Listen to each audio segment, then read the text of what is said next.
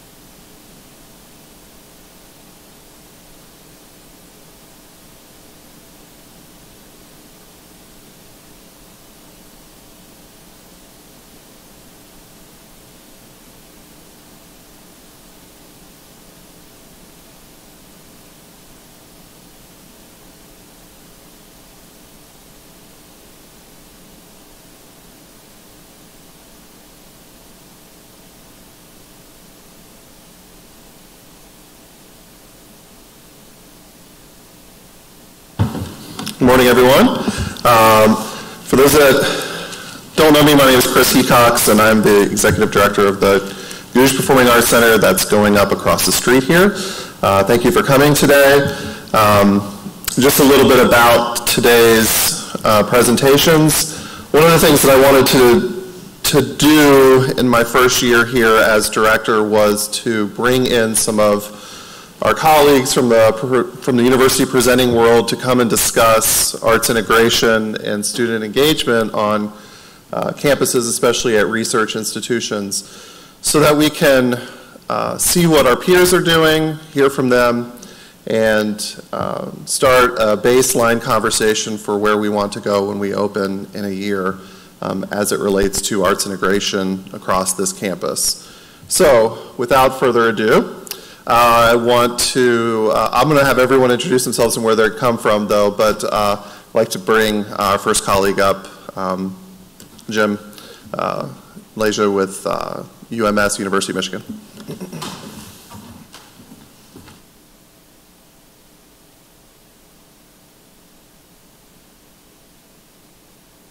Hello, everybody. Because we are small in numbers, I'm just curious to know who's out there. So if you could tell us who you are and what your connection is to the university, to the center, et cetera, that would be really helpful. So why don't we start here?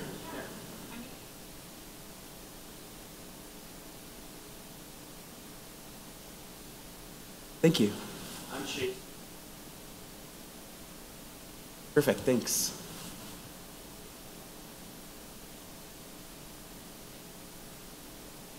Great, thanks. And row behind.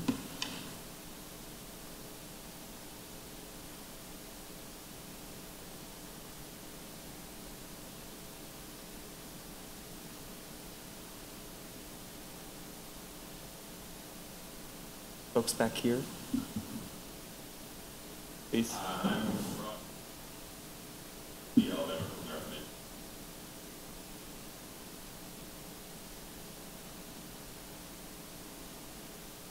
And then the other folks who are connected to the center, you know Chris.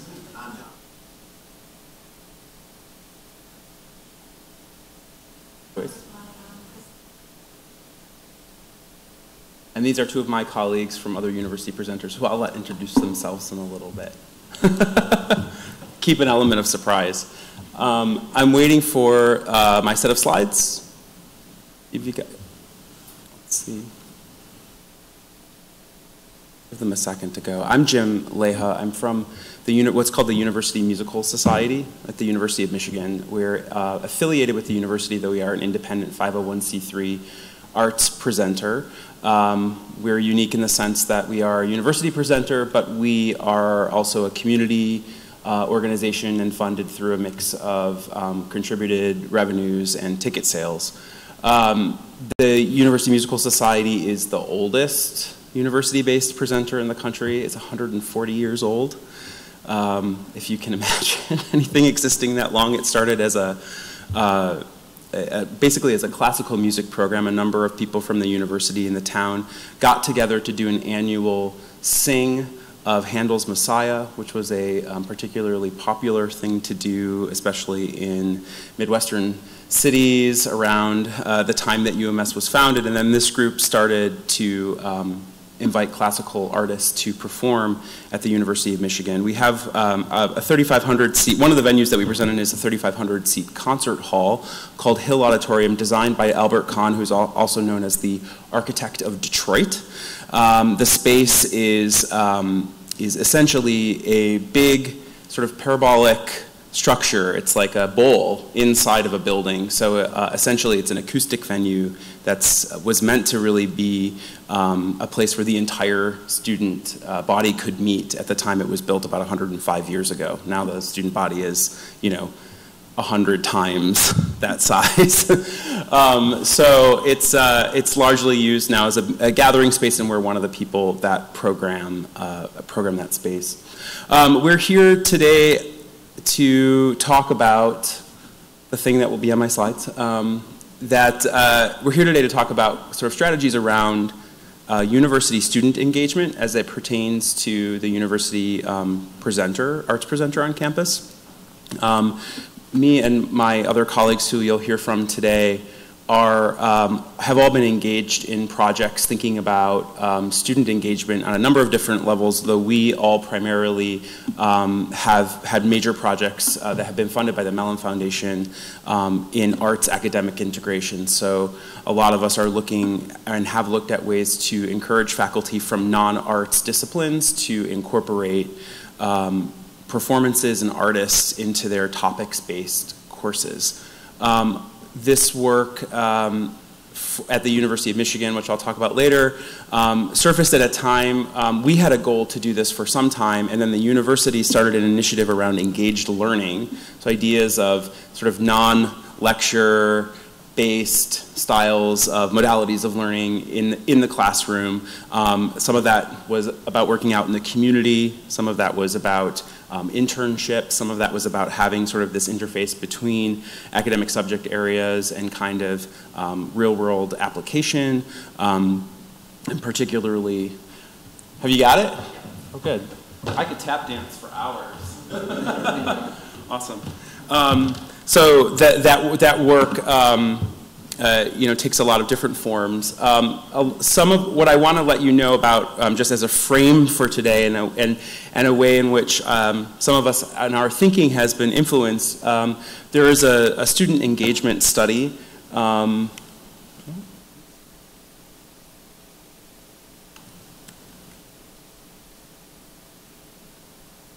Yeah, exactly.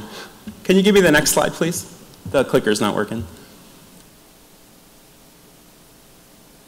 So there's a study done, there we go, in 2013 by a researcher named Alan Brown, who is really one of the leaders in audience research in the performing arts field, and Alan is just a repository of knowledge.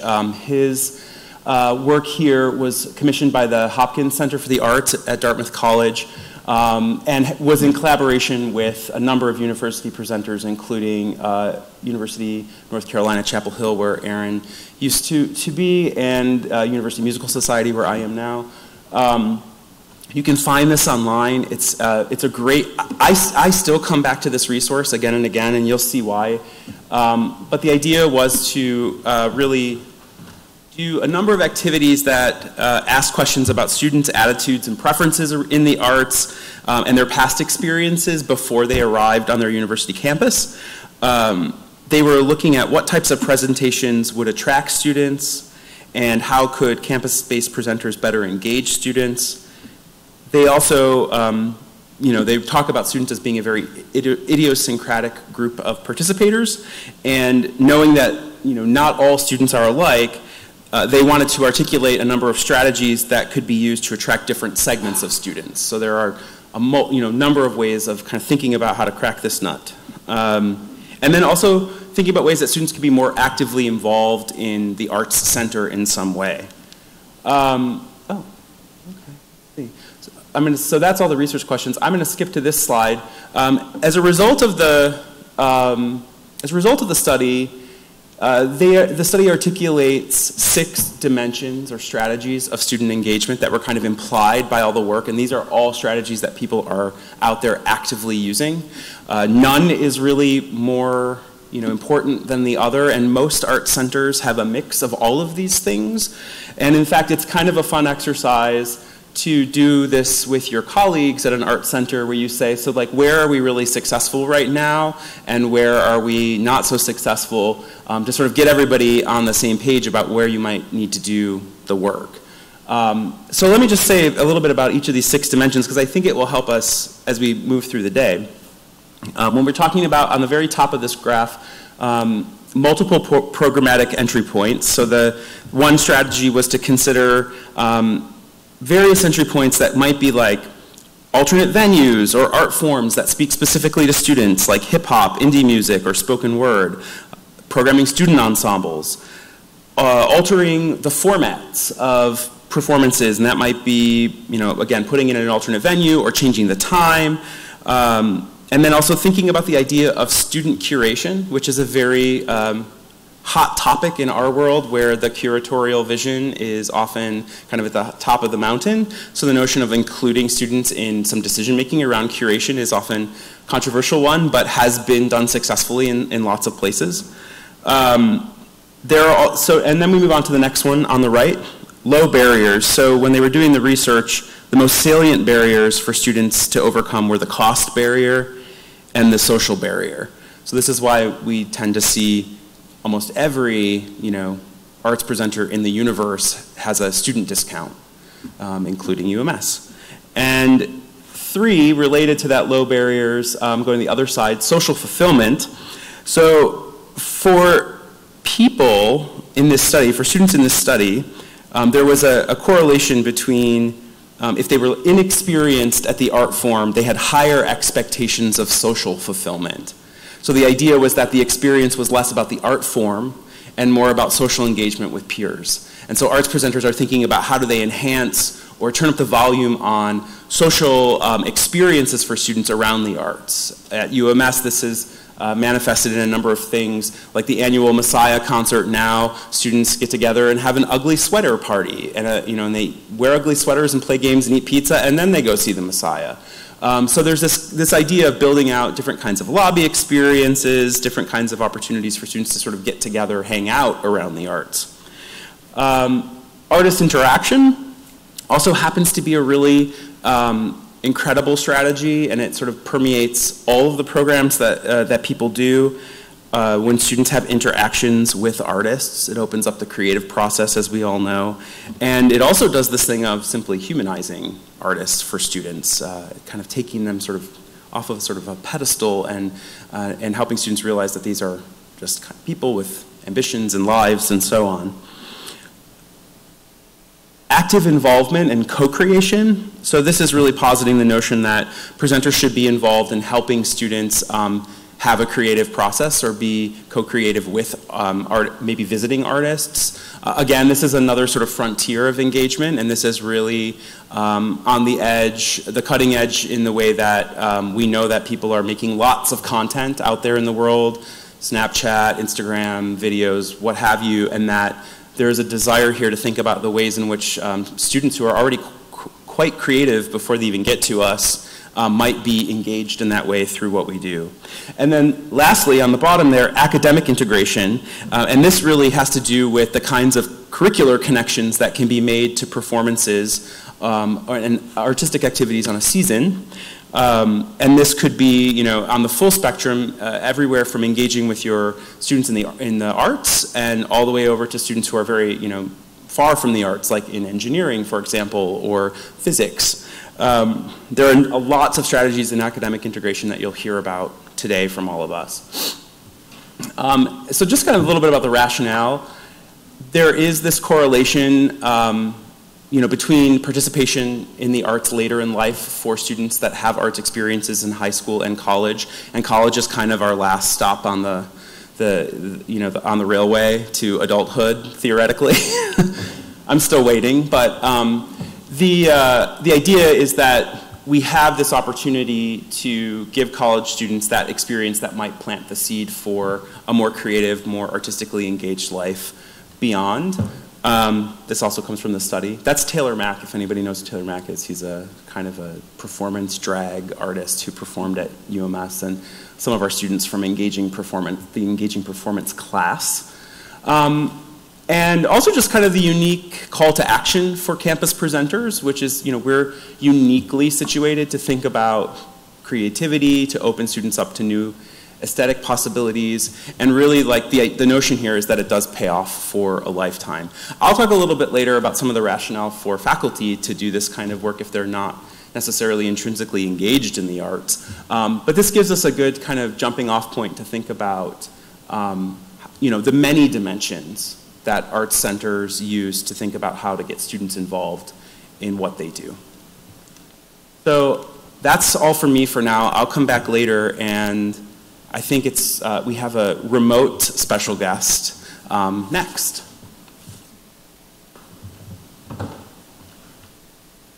Hello, everybody. Thank you so much for having me, and I'm sorry it's a balmy 37 degrees here in Urbana, Illinois. But I just wanted to take this opportunity to thank you, a special shout out to Mike Cortez for setting this all up. And I wanted to go ahead and share my presentation with you. Something that I wanted to share is to build a little bit of context. And firstly, maybe I should introduce myself. My name is Monique Rivera. I am the co-director of engagement at Krannert Center for the Performing Arts. I also serve as the academic engagement liaison for the center and making sure that Krannert Center is reaching out to the campus and the community as a whole in bringing the arts out and also bringing folks in. I wanted to share just basically covering these four categories, starting with our story, and here it is. I'm not one to read through the slides, but I thought that these points were really critical in talking again about how the center reaches students and share just a little bit about what we're doing and our philosophy. So we opened in 1969, and we really live and breathe through the three cornerstones that you see there. We serve as classroom, laboratory, and public square. We have a dual reporting line that we report to the Office of the Provost as well as to the College of Fine and Applied Arts. And believe it or not, between September to May, we host over 300 events. So it's a multi-venue space, it's a large space, and we are so, so thankful to the many funding partners that we have, because a lot of what we do is, as it states, grant-supported projects and residencies. As far as our performance space is concerned, and the 5 spaces that we offer, you'll see in the logo above, there's kind of the 5 representations of the spaces. We do have, which I do not have listed here, but I will share, we do have a black box theater space called the Studio Theater. We also have our Colwell Playhouse space. We have the Follinger Great Hall, where orchestras come to play. We also have the Tryon Festival Theater. We have a lot of bands that come and different performances in that space. And our fifth space is an amphitheater that we're actually trying to use more, especially as the weather gets warmer. Our center staffs 85 full-time folks. So we have a staff of 85 people approximately. We also have student workers, and of course those numbers fluctuate. And thinking about student engagement, so many of our student workers that are current and then those who are considering us are always asking about job opportunities. So we have that. And then we have over 100 student volunteers. And those volunteers, and I will speak a little bit later about student engagement with regards to our registered student organizations, but they will volunteer as ushers, so that means that they get into performances for free. They also help staff events if we need an extra helping hand, so that's again another way to bring in students. Krannert Center also, we work closely with our faculty and our resident academic departments, and that would be the Department of Theater, Department of Dance, School of Music, and our Lyric Theater program, which is housed in the School of Music. And wanted to share also that just under 5 years ago, we now have a designated engagement office, which we've never had before. Krannert Center had been, of course, doing engagement work through artist residencies, interactions, working with schools and the public at large, and then, of course, student engagement on campus and with faculty as well. However, we hadn't really had a designated office, so that's kind of an exciting piece there that I wanted to share with you.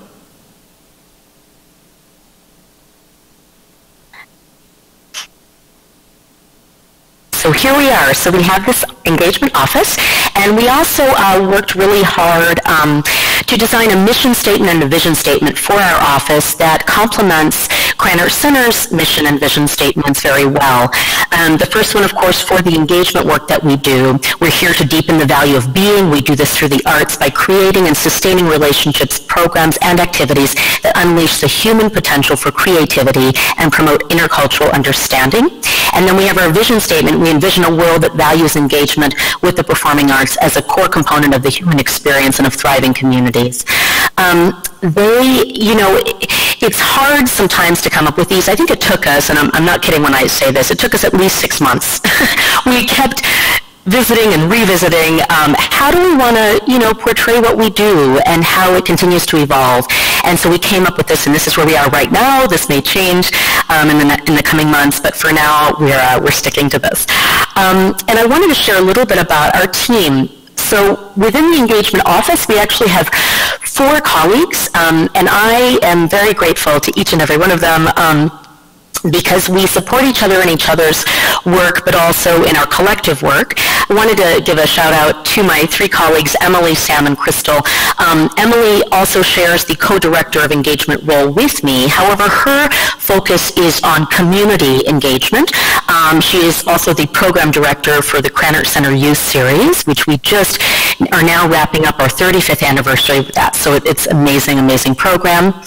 And then my focus is more campus engagement, student engagement, faculty engagement, and I serve as the course administrator for a course called FAA 110, which is for Fine and Applied Arts 110, and the course name is Exploring Arts and Creativity.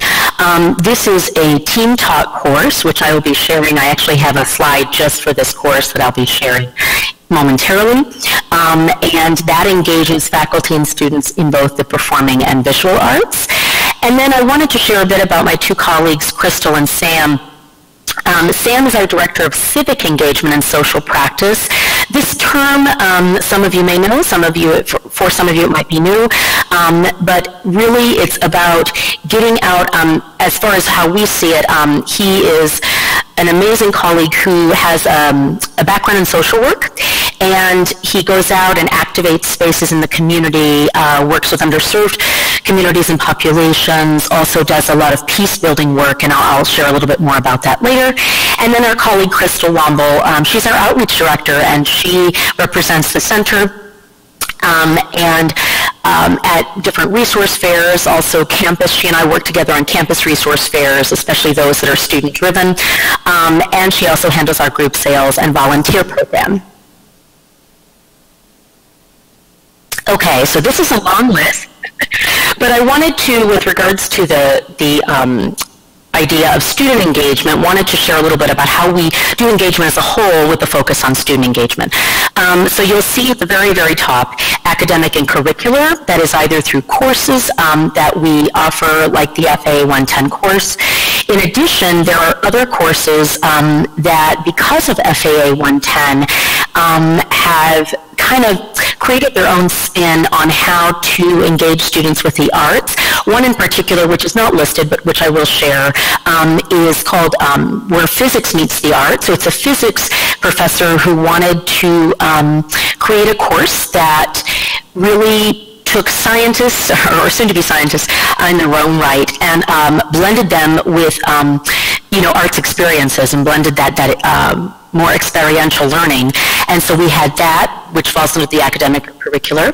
And we also had a course in engineering called Leading Leadership Presence, where it was restricted to engineering students, again, bringing them to Krannert Center to have collective arts experiences.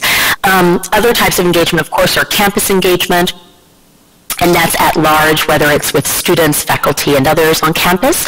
We have our civic engagement and social practice, and again, mentioning peace building, placemaking, activating spaces, and also trauma-informed practices, which again, our colleague Sam is leading that charge. We have community engagement, which oftentimes students who might live off campus are still, of course, working on campus and learning on campus, but they also, as part of the community at large piece, come back to the center to engage with us. I've listed faculty and student both as types of engagement that our office and our center does. And the faculty, of course, as I mentioned, through courses, and sometimes faculty will just, send me an email and say, hey, Monique, we have a class that we'd love to bring to this Shakespearean play that you are presenting next month. How can we arrange for a group tickets for that, etc.? Is there a curricular tie-in? And so I will make sure that I meet with those respective faculty members to see how we can tie that into their syllabus. Student engagement, here we go. So Jim touched upon the discounted ticket piece, and we do offer discounted student tickets. The maximum a student will ever pay is $10. Sometimes our School of Music productions are about $4 a ticket, but the $10 tickets are mostly for our marquee or touring artists. And then another student engagement piece is through university housing, which I will share in just a moment a little bit more about that, and how we reach students in residence halls. And then lastly, under student engagement with a focus would be our RSOs, which are our registered student organizations, and how we communicate with them. Lastly, under types of engagement, this is student engagement on a younger level. We do, through the Krannert Center Youth Series, we do engage teachers and, of course, students through this program. And again, this is our colleague Emily. She is the program director for KCYS. And through our teacher professional development, that is kind of a new thing over the past probably 2 years, where we've been very mindful and thoughtful about creating a series. Before, of course, we did on occasion work with teachers who maybe would come to us or we would go to them, but now there's actual different series that we provide to teachers for their respective classrooms to come and engage with us, be it an artist goes to their classroom to talk about the piece that's coming, or they come to our daytime performances, which is the Krannert Center Youth Series. Okay, types of engagement. So how do we do what we do? And I have on the right there the methods by which we conduct our engagement activities. And you'll notice at the very top I put conversations. And again, thinking about student engagement, there's an element of trust building that, for most of our students, we have them about 4 years, maybe more if they stay for grad study. But if we meet them as freshmen, and we start having these conversations with them, whether they're in our artistic spaces, if they're there to study, let's say, if there's a lobby space, or if they're there to see a show with their class, or if they're there as part of an RSO that we have offered them, to be a part of. Again, starting those conversations out with students has been integral in building trust, relationships, and having them come back, and having them come back to us in different ways. So I put that up again at the top for that piece. But I really think of conversations as a whole and as a holistic approach to learning more about our constituencies, be they student or others. So I put secondly, and I highlighted it a bit, our Spanish language media and outreach. So our campus and our community as a whole has a very large Latino population. I am the lead on all Spanish language media and outreach. I am also the center's interpreter and translator. So everything that we put out that goes out to student audiences, or again, community at large, we assure that if there is a Latino focus, that it is represented in the language and the media that we share, including online.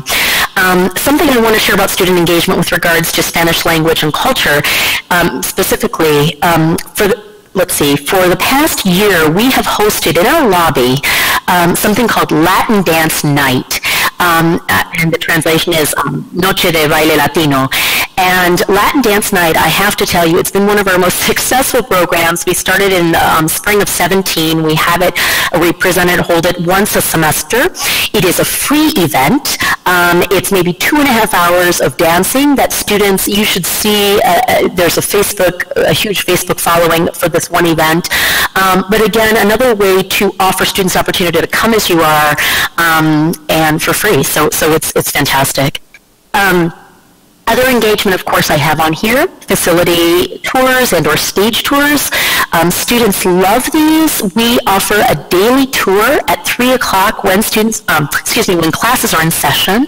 And we have some of our student workers actually lead the tours, and so there's a great student-to-student or peer-to-peer connection there, and they're about 45-minute walking tours of our facility. A great, again, point of entry for folks to learn about us a little bit more and to hopefully come back to us at a later time and engage with us in different ways. Stage tours, again, if those are available, we try to engage audiences through those. I have gatherings, rehearsals together as well. Gatherings, again, going back to conversations, we try to have as many social events as we can to engage students. And again, the discourse, dialogue, discussion piece is so, so critical.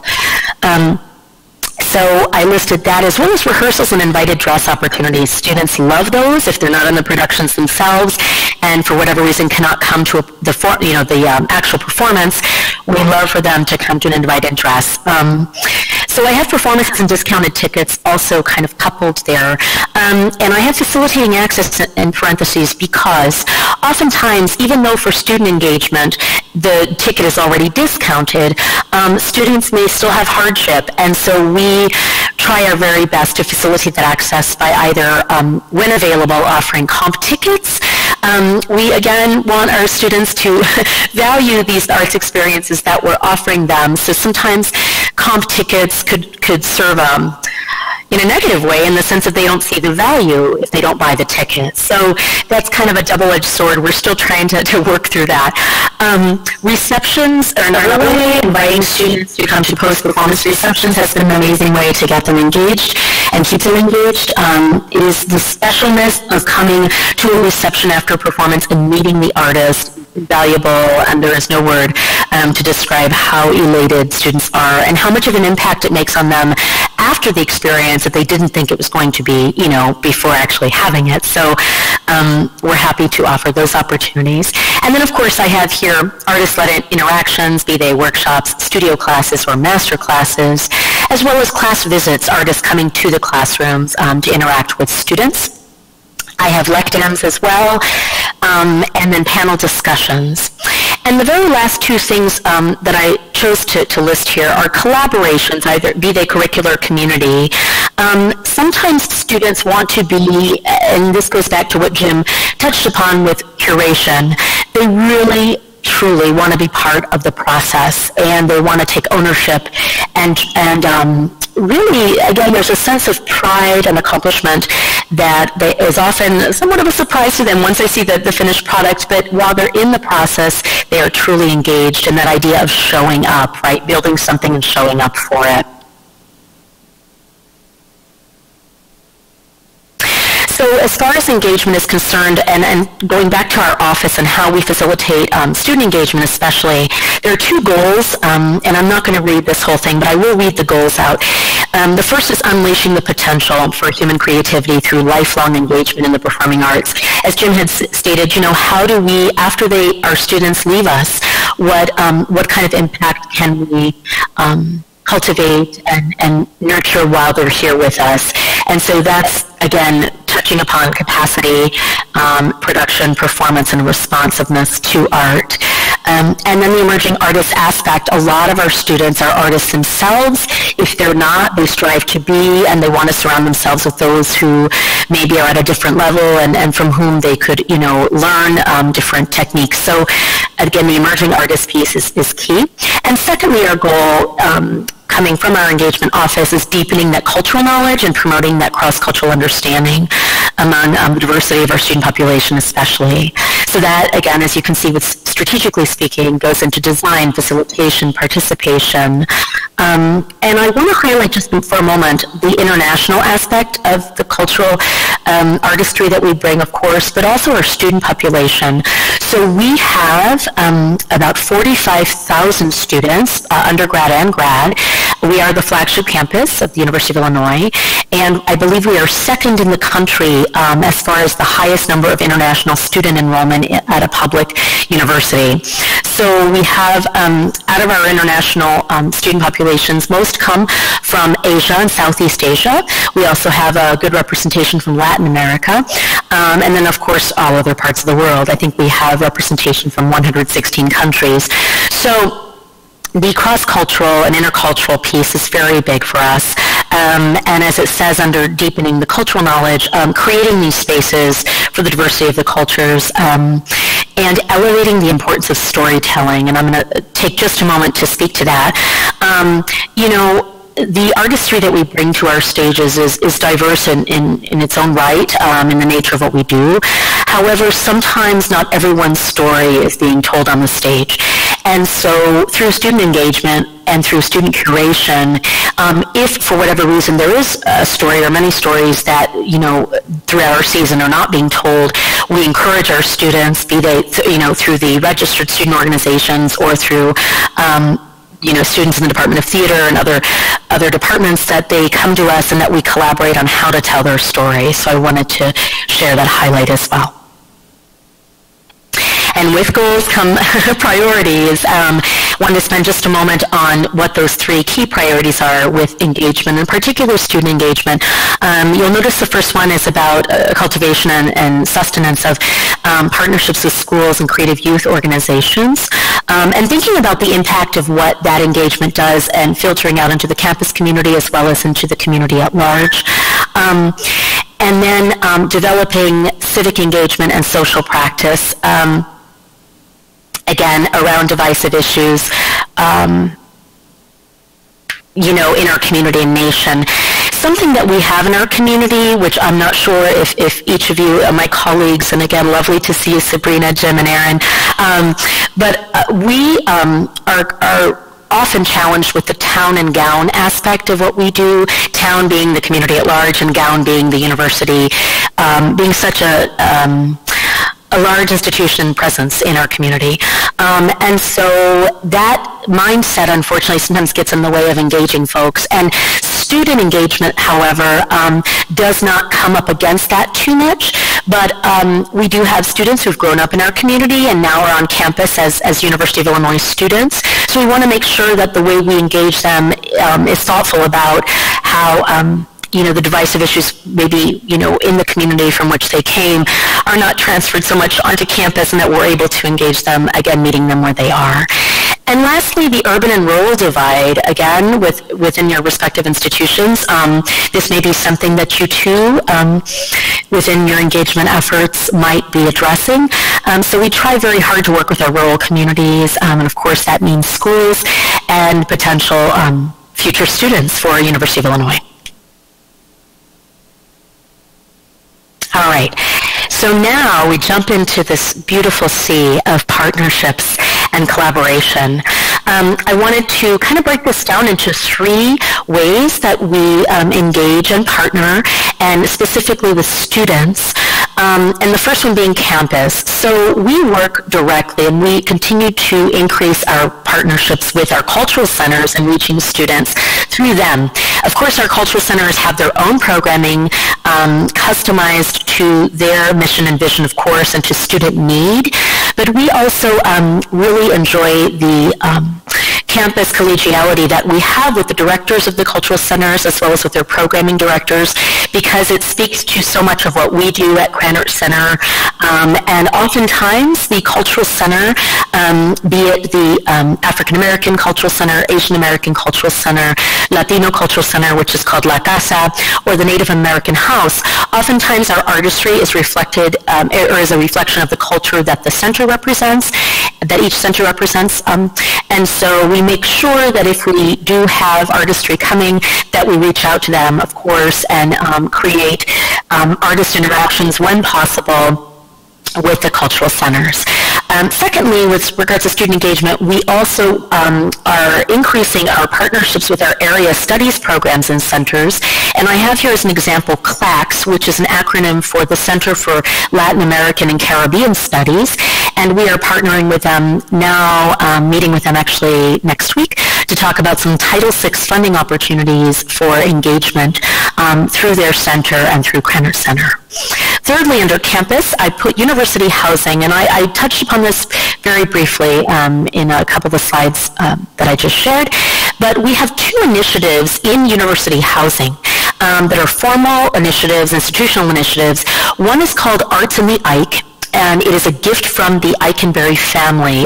President Stanley Eikenberry and First Lady Eikenberry gifted the Eikenberry Commons, which is a residence hall, a cluster of residence halls in their name, gifted the Eikenberry Commons some monies to create a student advisory group, and the students decided on the name Arts in the Ike, and it is a direct partnership with Krannert Center. And what the gift provides is funding for free tickets to Krannert Center, as well as ways for artists to engage with residents from the Eikenberry Commons residence halls, and create activities and interactions with them. So we have the Arts in the Ike formal program, and then we also, as of just last fall, through thanks to the support of the Mellon Foundation, have something called Arts with Us, and US stands for Urbana South, which is another residence hall. So we have the Arts with Us initiative, again, providing funding for free tickets, as well as covering some of the artist fees for artist interactions with the residents who live at Urbana South. And lastly, as far as campus interactions and engagement, we have our registered student organizations. Now, we do have 3 that are centered at Krannert Center. I am the advisor to 2 of them. And the first one I'll note here is Krannert Center Student Association, also known as KCSA. They've been around since the center's been around, so almost 50 years now. And those students who choose to be part of KCSA, to be members of KCSA, serve as ushers. They also have a meeting for 8 weeks, like every week they have a meeting, and when there are opportunities to engage with artists, KCSA members then have that chance to meet and do maybe theater workshops and different ways of whatever, the artistry might be. And then they also pair up with the ambassadors, and I'll speak a bit about them in a moment, to curate their own events. And so KCSA has been critical in collaborating with the ambassadors to provide student-curated opportunities. The advisor to the KCSA group, his name is Nick Puttycombe. He is our co-director of patron services. So again, it's a great way to have myself and Nick working together from the patron services side and from the Office of Engagement side. And then I'll mention the Krannert Center ambassadors. So these are students that really want to create their own programs. They are kind of our on-the-street marketing student marketing team. And they, twice a year, so once in the fall and once in the spring, they have a program called Push for Art.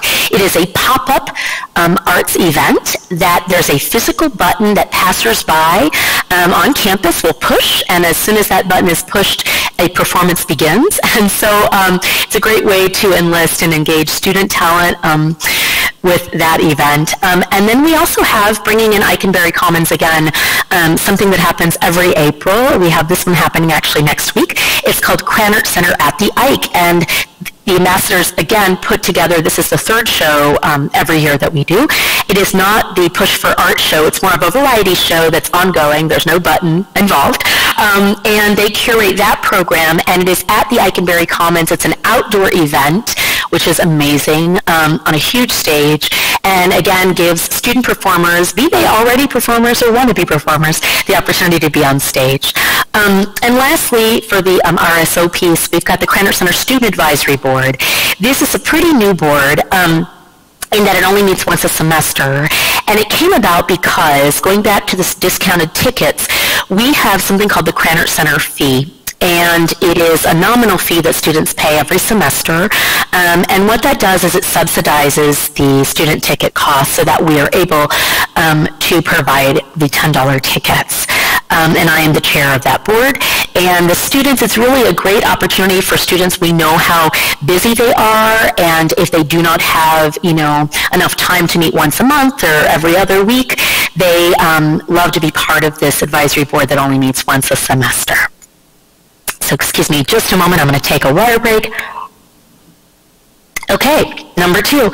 So we have, again, community partnerships. And this is something that some of our students actually, who are very into volunteering and service learning, actually work with us in our community engagement.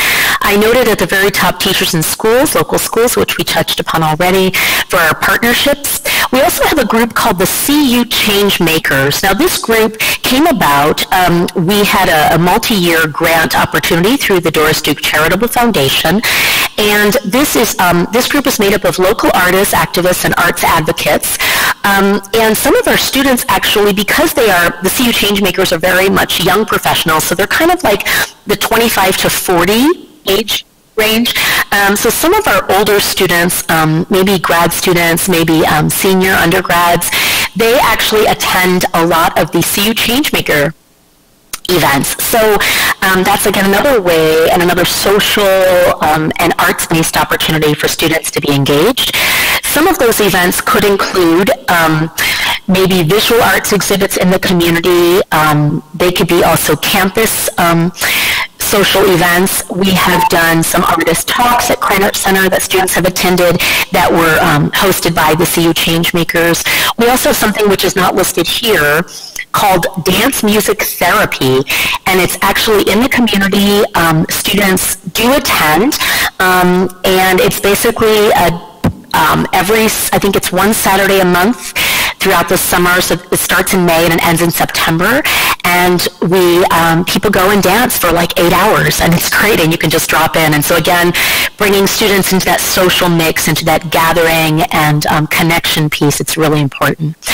The last 2 things I'll say about community engagement, we at Cranert Center have a partnership with a smaller organization in town called Banks Bridgewater Lewis, also known as BBL, Fine Arts Academy. And it is an organization that works with schools to provide music lessons and so forth free of charge and or at a reduced rate to students who cannot afford them. And through BBL, we've actually had University of Illinois students who came up through the program as musicians who are now students in Illinois. So that's been wonderful to have that pipeline. And so they then help with often help with BBL activities. And lastly, of course, public libraries, right? How we work with public libraries for our community engagement piece, and that is also working with displays. And I want to share that in our residence hall, actually, we have 4 residence halls that have their own libraries within them. And so to increase the visibility of what we are doing at Cranert Center, we will work with the residence hall librarian to make sure that students are aware from either displays that they do, or if we can bring an artist to talk at their residence hall, we do that as well. Lastly, under partnerships, I will share, this is something that I listed as funding partners. We don't use this term necessarily at the center, but I do think about all that we do and how important the foundations and funding partners are to the work that we do, especially around student engagement. And I have listed at the very top, of course, the Andrew W. Mellon Foundation, as well as Doris Duke and Arts Midwest and Rolene. So I wanted to mention that partnership as well as being critical to how we reach our students. So I wanted to dedicate a little time to the Andrew W. Mellon Foundation and my personal gratitude. The position that I hold as Academic Engagement Liaison is fully funded by the Andrew W. Mellon Foundation. And when they brought me on in 2013, when Krannert Center did, this position did not exist at all. Again, as I mentioned before, Krannert Center, of course, had been doing engagement work in its own way, you know, through different staff members, but until we had an office with the four of us and until they had a dedicated position to do this work for the academic side and working with students and faculty, they didn't have anything, you know, like this, so very thankful.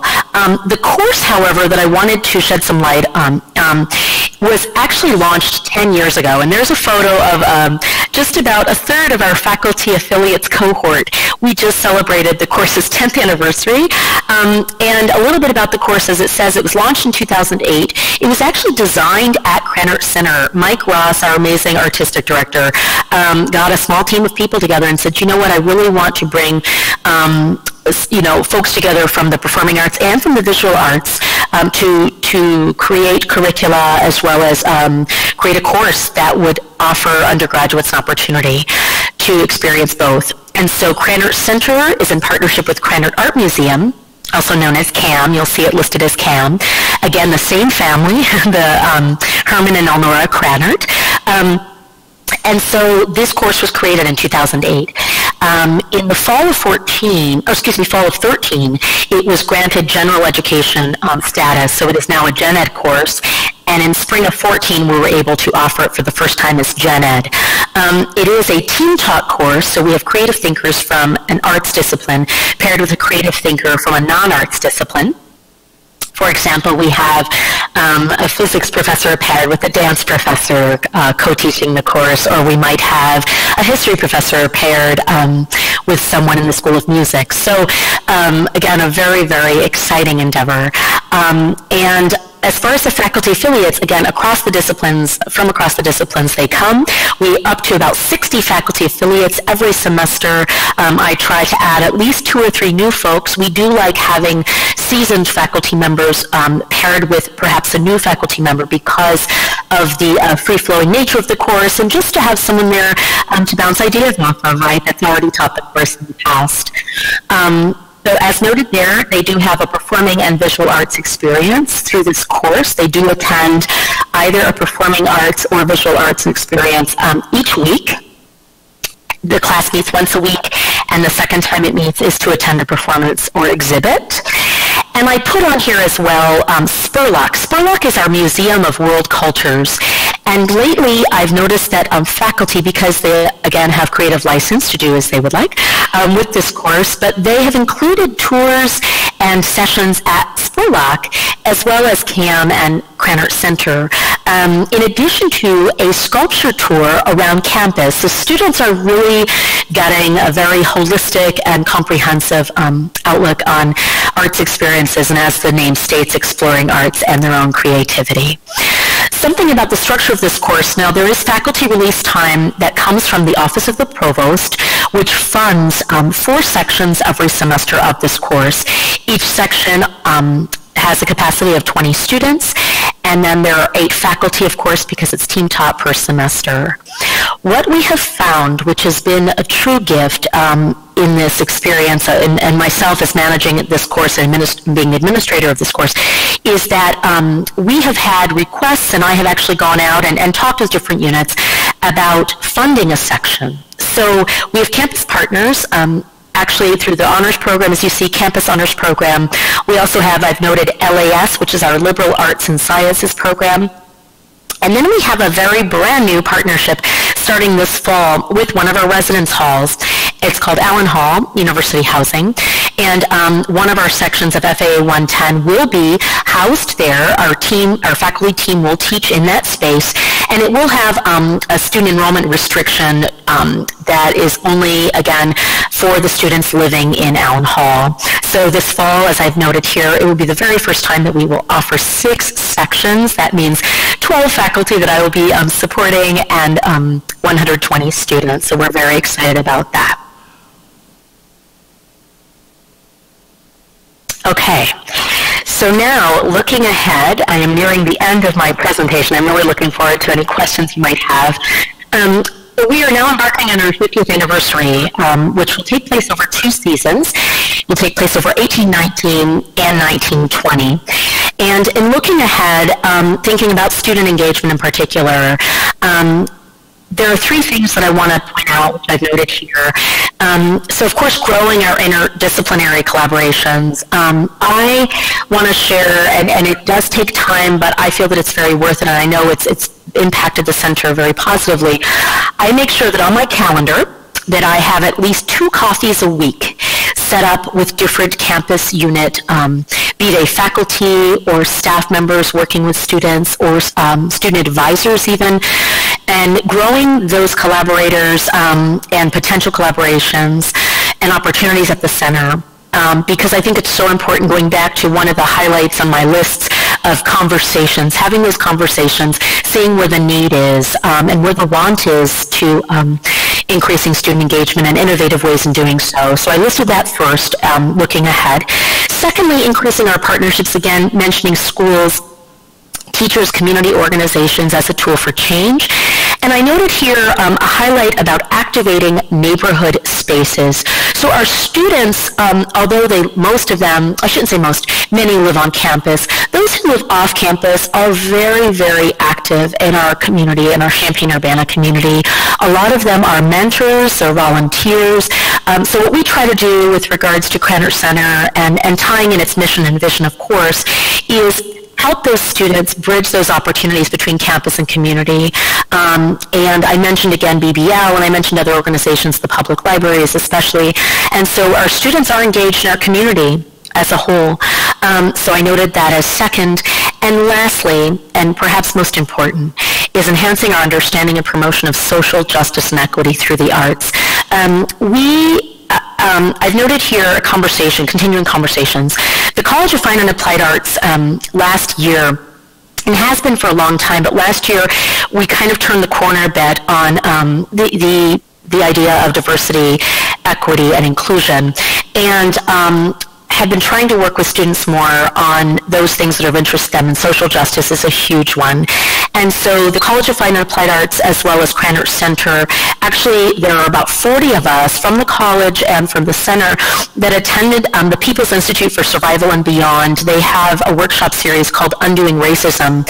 And students were not in attendance, however, yet, but we're wanting to work with university administration to make sure that this is available more, because again, we experienced it for the very first time last September, and now we're going to be offering it again to those staff. There was a wait list, so those staff that were not able to go and faculty, they will be attending the one in May now that is being has been scheduled.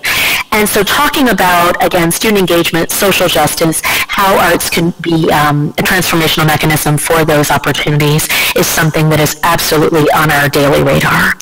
So I wanted to thank you for listening to me, and I would love to open it up for questions and interaction.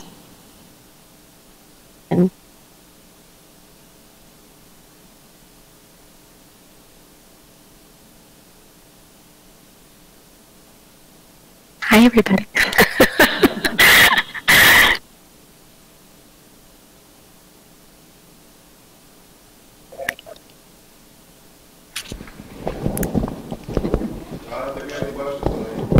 Oh my gosh, our job is done. Check the box.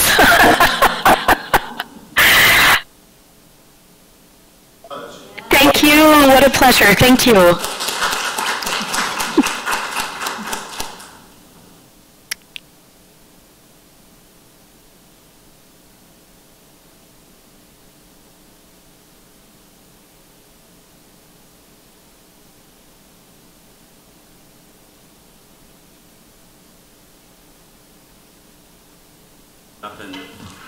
stretch. I know I'm a arts person, so it's hard for me to sit in a seat for a long time.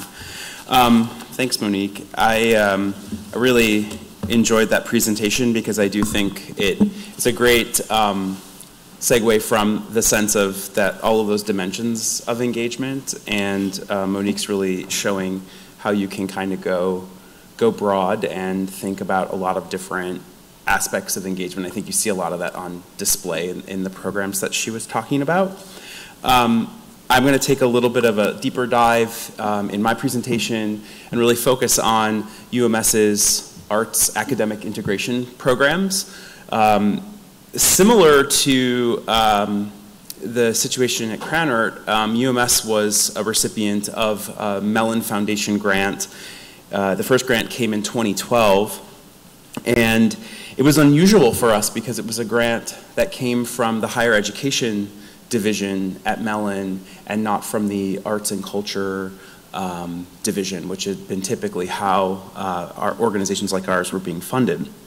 And the invitation was to design a grant that would allow us to really deeply collaborate with the liberal arts college at the University of Michigan, which is called the College of Literature, Science, and the Arts.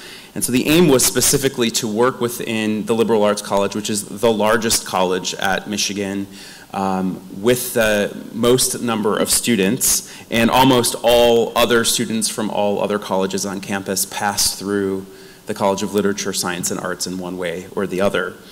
The grant also came at a time when we at Michigan were experiencing a shift towards engaged learning, as I mentioned before, and this was a big initiative on the part of the Provost's office to sort of amp up programs around innovative pedagogy in the college classroom, and I think this was happening in a lot of places. So we were kind of riding this wave at Michigan. We had 3 years of funding at $600,000 over 3 years to begin a kind of suite of programs that allowed us to more deeply integrate our work into the college classroom. And then again in 2016, we received another 3-year grant, so we're in the middle of that right now. The last year is next year, and that allowed us actually to expand and move beyond the liberal arts college into other areas of the university. So lots of text, but there'll be pictures soon, I promise, and maybe even a little video. So I've been thinking a lot about kind of the rationale for why you might want to do arts academic integration work in the context of a non-arts classroom. Many of the reasons are listed here and also captured in a white paper that I'm going to leave behind, which is on how to think about and how to integrate arts performances into a topics classroom. Some of these things are obvious in terms of, another mode of instruction, enliven participation. Actually being at a performance requires people to be present, quite literally, and to have the kind of focus and presence to experience something that's happening in real time before them and not on a screen. Another piece of this is all about how performance creates space for multiple viable interpretations, working around complexity, dealing with sort of ambiguity, and making meaning and making sense of what you're experiencing during a performance. There are also the sort of secondary benefits of how a performance experience builds community among students. We hear that a lot from faculty, that when they do, especially when they do a performance as part of their curriculum at the beginning of the term, these performances also often become the moment where everyone in the group sort of coheres in this really interesting way that allows them to kind of carry a dynamic through the term. We're also trying to make a case for this area, this use of performance in classroom as a way for faculty to demonstrate risk-taking and innovation in their teaching, which is something that is, is an asset potentially as more junior faculty members are going up for tenure and promotion. And we also are just finding simply even for all faculty that these experiences can really fundamentally change the way that faculty approach their course material. An example of that, this last term, there's a course that's kind of team taught between women's studies and the medical school about women's reproductive health. And the course, has 2 or 3 different instructors. We were offering a performance of a show called They, Themself, and Schmerm by a performer named Becca Blackwell, who is a non-binary person. And Becca is interested in sort of disrupting categories of gender. And the teachers of this course decided to completely reframe the way that they taught the course in women's reproductive health by starting out with this notion of gender identity, broadly speaking. Becca visited the course and did a Q&A with the class. And what I heard from the professor was that, again, community building, it changed the whole frame, because usually they were going through women's reproductive health and they would get to the end and they would sort of have a unit on LGBT or transgender identity, and resituating that actually kind of shook up the frame and brought students in a much different and a kind of more activated way. So it was really interesting to hear about that. And also to note that's partially a class that's sort of in the sciences too. So we had a number of goals when we did this. I mean, certainly from a, self-serving point of view, we're interested in building new audiences, and one way to do that is to try to put this material in front of students in their classroom where, we think that class, I understand that classes are still mandatory at college, so one of the last remaining things that people actually have to do. And this is also kind of a faculty, this is very clearly a faculty engagement project that kind of gets to students through faculty. And a lot of the work is actually just helping faculty overcome anxiety and skepticism about using a performance, because most faculty are an expert in a very specific thing, as you know, and the idea, if I don't have any experience with performance, like how could I deal with this in the classroom, puts me out of my element. Another issue that we often experience, and this will be something that I'm sure the people at the center will experience, is how does your planning horizon sync or not sync with the academic planning horizon?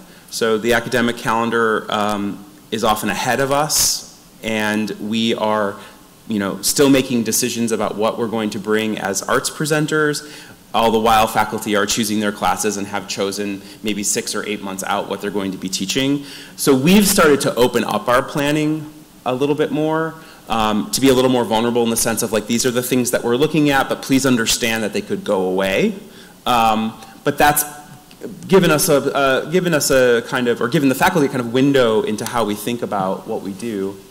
And I think the really, really key thing is that we as an organization at 140 years old that has been a part of the university for a very long time, we had not really been thought of as an academic resource. And a big part of this project for us was a transformation in the way that we worked so that we could be considered an academic asset, like a library or a lab or an art museum, and not only a kind of social space or a space that made people feel connected to a kind of arts and culture community, beyond the Midwest, at the very coastal minded. And of course, lots of people who live in Ann Arbor think they actually live in New York, and they wish they lived in New York. So this UMS has become this, becomes a kind of symbol of them, of staying connected to that community. But we wanted to sort of shift thinking, and also, so it was both a shift in our acting and how we behaved as an arts organization, but also building our reputation as being able to support faculty and how they built out their courses, and offering a sort of high level of customer experience and really learning kind of what it takes to do that. So these are just the components of that original Mellon grant. Like Cranert, the grant allowed us to create a new staff position. So I have a campus engagement specialist who works for me, that we work very closely together on this project, and her name is Shannon Moen. She's been with us since the beginning of the grant, so 5 years now. And Shannon's charge was really to kind of build out all of these components as we had, very vaguely described them in the grant, as one often does. Shannon is really like the faculty concierge. As we kind of, or an arts, she's called herself an arts doula or an arts midwife. She's like birthing these projects with faculty. And I think that shift of just having a person that can get on the phone with a faculty member and say, oh, you're thinking about this, well, let me give you some strategies for how you might imagine what to do with a particular artist or performance. We, like Cranor, launched a course called Engaging Performance. Again, it's a team-taught course between the College of Literature, Science, and Arts and the School of Music, Theater, and Dance. So one faculty from each school plus instructional support from Shannon. That course now just finished on Wednesday, or on Tuesday, it's fifth year. It's a large survey course, and it's a little bit different, and this is the great thing you're going to see with how we do our projects, is that our course really very specifically focuses on what University Musical Society presents. So students register in the course understanding that the major text for the course is 7 or 8 performances that they're going to see across the semester, usually offered in the winter semester. And it carries with it always a humanities distribution, which is something that we have really negotiated with the college so that it's a course that actually helps people fill out their mandatory distribution credits. The course typically has between 50 and 60, and we've had up to 75 students in certain years, and really revolves around this experience of what does it mean to participate in a season like UMS's season. They experience dance, theater, global music, jazz, classical music, chamber music. They really get the sort of sampler platter of everything we do, and to sort of consider the ramifications of what it means to have a community-based arts organization doing this kind of work. So we continue with that project, and actually I'm proud to say that we've now signed a letter of agreement between the colleges and UMS to continue this program indefinitely, which is really terrific. We launched a faculty insight group, which is a faculty advisory committee, and I'll show you a little bit later who that is made up of. And then we started out with what we called the Mellon Faculty Institute, which was a faculty incentive program, essentially, which gave faculty research funds and salary stipends to incentivize them to think about how to incorporate these courses. And it was a pretty long timeline. It was a 2-year timeline, and you'll see in a little bit. I'll show you. We've transformed that program into something a little bit different. But it's a 2-year timeline, starting with a big workshop and thinking about all of these ideas, and then just lots of coaching and professional development along the way until year 2, when essentially you are doing a project with UMS where you either create a new course that uses UMS or you revise a course that you've taught before. We also started doing an online faculty resource guide, and we created a $15 classroom ticket program. So these are a little bit more of a premium seat for classes. They get a priority in terms of where they're located. And we offer this $15 classroom ticket program across pretty much any performance on the season. And I think it's worth just pointing out that this really represents a 2/3 subsidy on the average price of the ticket. Mellon is not underwriting this. We as an organization are accepting that as an operational cost, and it's it is a very expensive program to do discounted tickets. So it's just something to kind of understand, and it's also something that we try to communicate to students, which is the sense of like, you are getting to do something because someone else is contributing, making a contribution to the organization to make sure that you have access. We don't give away a lot of tickets for free to students. We really want them to pay something because we believe that there's a value proposition there. That is an oft-discussed topic amongst our colleagues, whether free or low price is the best thing to do, and certainly at Michigan, all the faculty want us to give it away for free, but I think if you can, often they get subsidies from their departments to bring this down even more. They'll bring it down to $5, and it's like, they pay more for a latte at Starbucks, y'all. So, So I'll talk a little bit about the components, engaging performance, some student feedback, kind of on the top level, students learning to embrace dialogue around their arts experiences, a few action shots. Students experiencing unfamiliar art forms. This particular student, who was almost 30 at the time and in the business school, said, "I saw my first play ever, The Suit, and I loved it."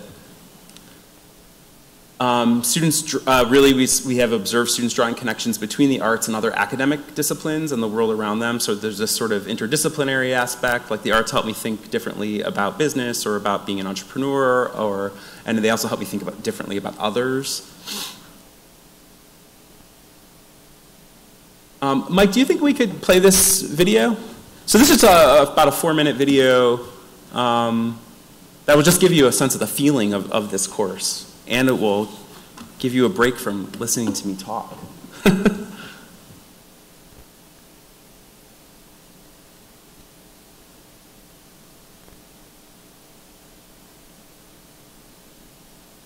I think you have to go out, you just have to pull the link, just open it up in a browser.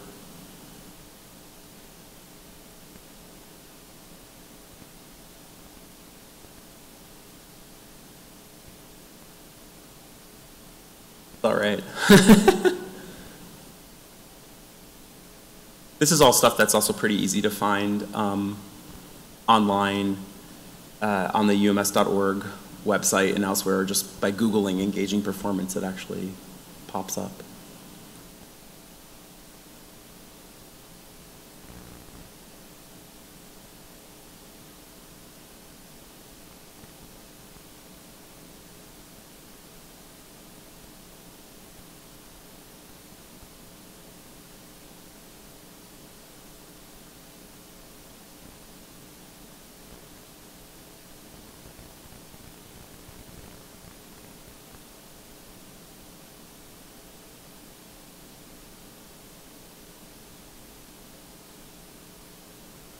Almost there.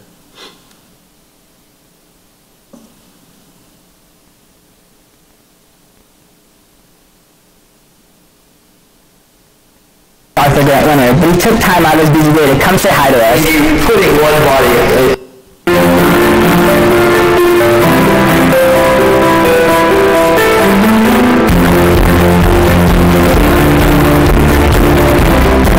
If you ask a voice class, I would say that innovation is performance. When you look at it, it is. It's complete.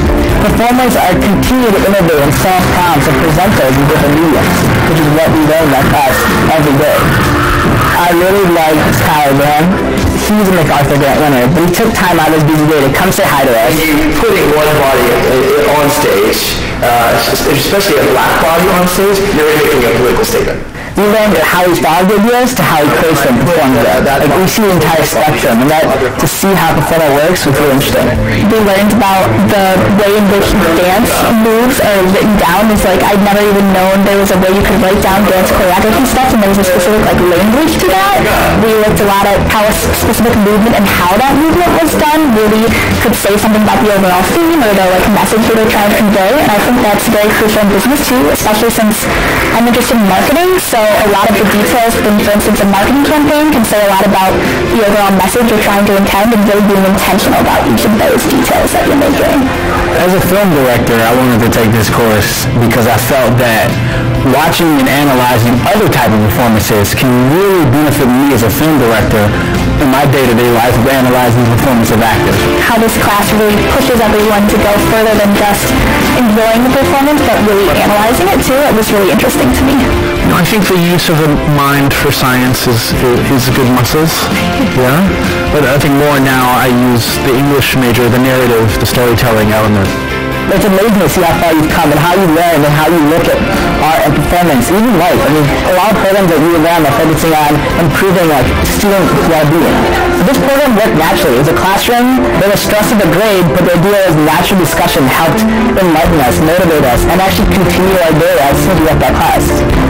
Eventually, you start to realize that almost anything can be a performance, and almost everything can be analyzed in a different way. So you start seeing life as a performance. My most memorable experience was probably when we went and saw a company named Nova. It was fun. You got connected to these plastic bags, and it was ominous and playful. One of the effects of having a performance like Nova was one, just being able to really help individuals step outside of the box in their thinking. I think that many times, when you see a plastic bag, you don't think that you can create art from that. And I I think that they really challenged us to go beyond the standard, go beyond the norm. Because of this class, I definitely want to branch out and explore a lot more, and I've really come to appreciate each of the different art forms so much more in their own context than I had before.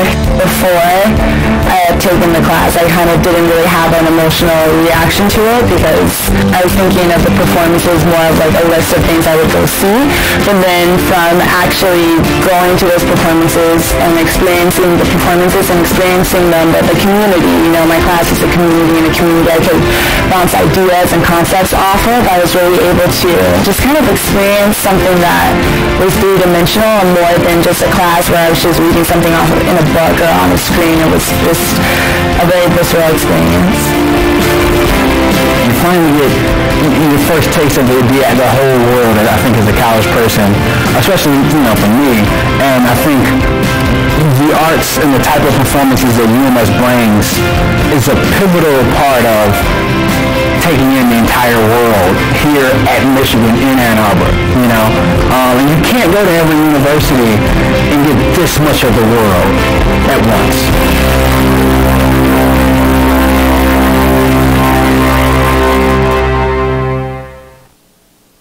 Nothing better than just hearing from the students, really. Yeah. That was a really good year.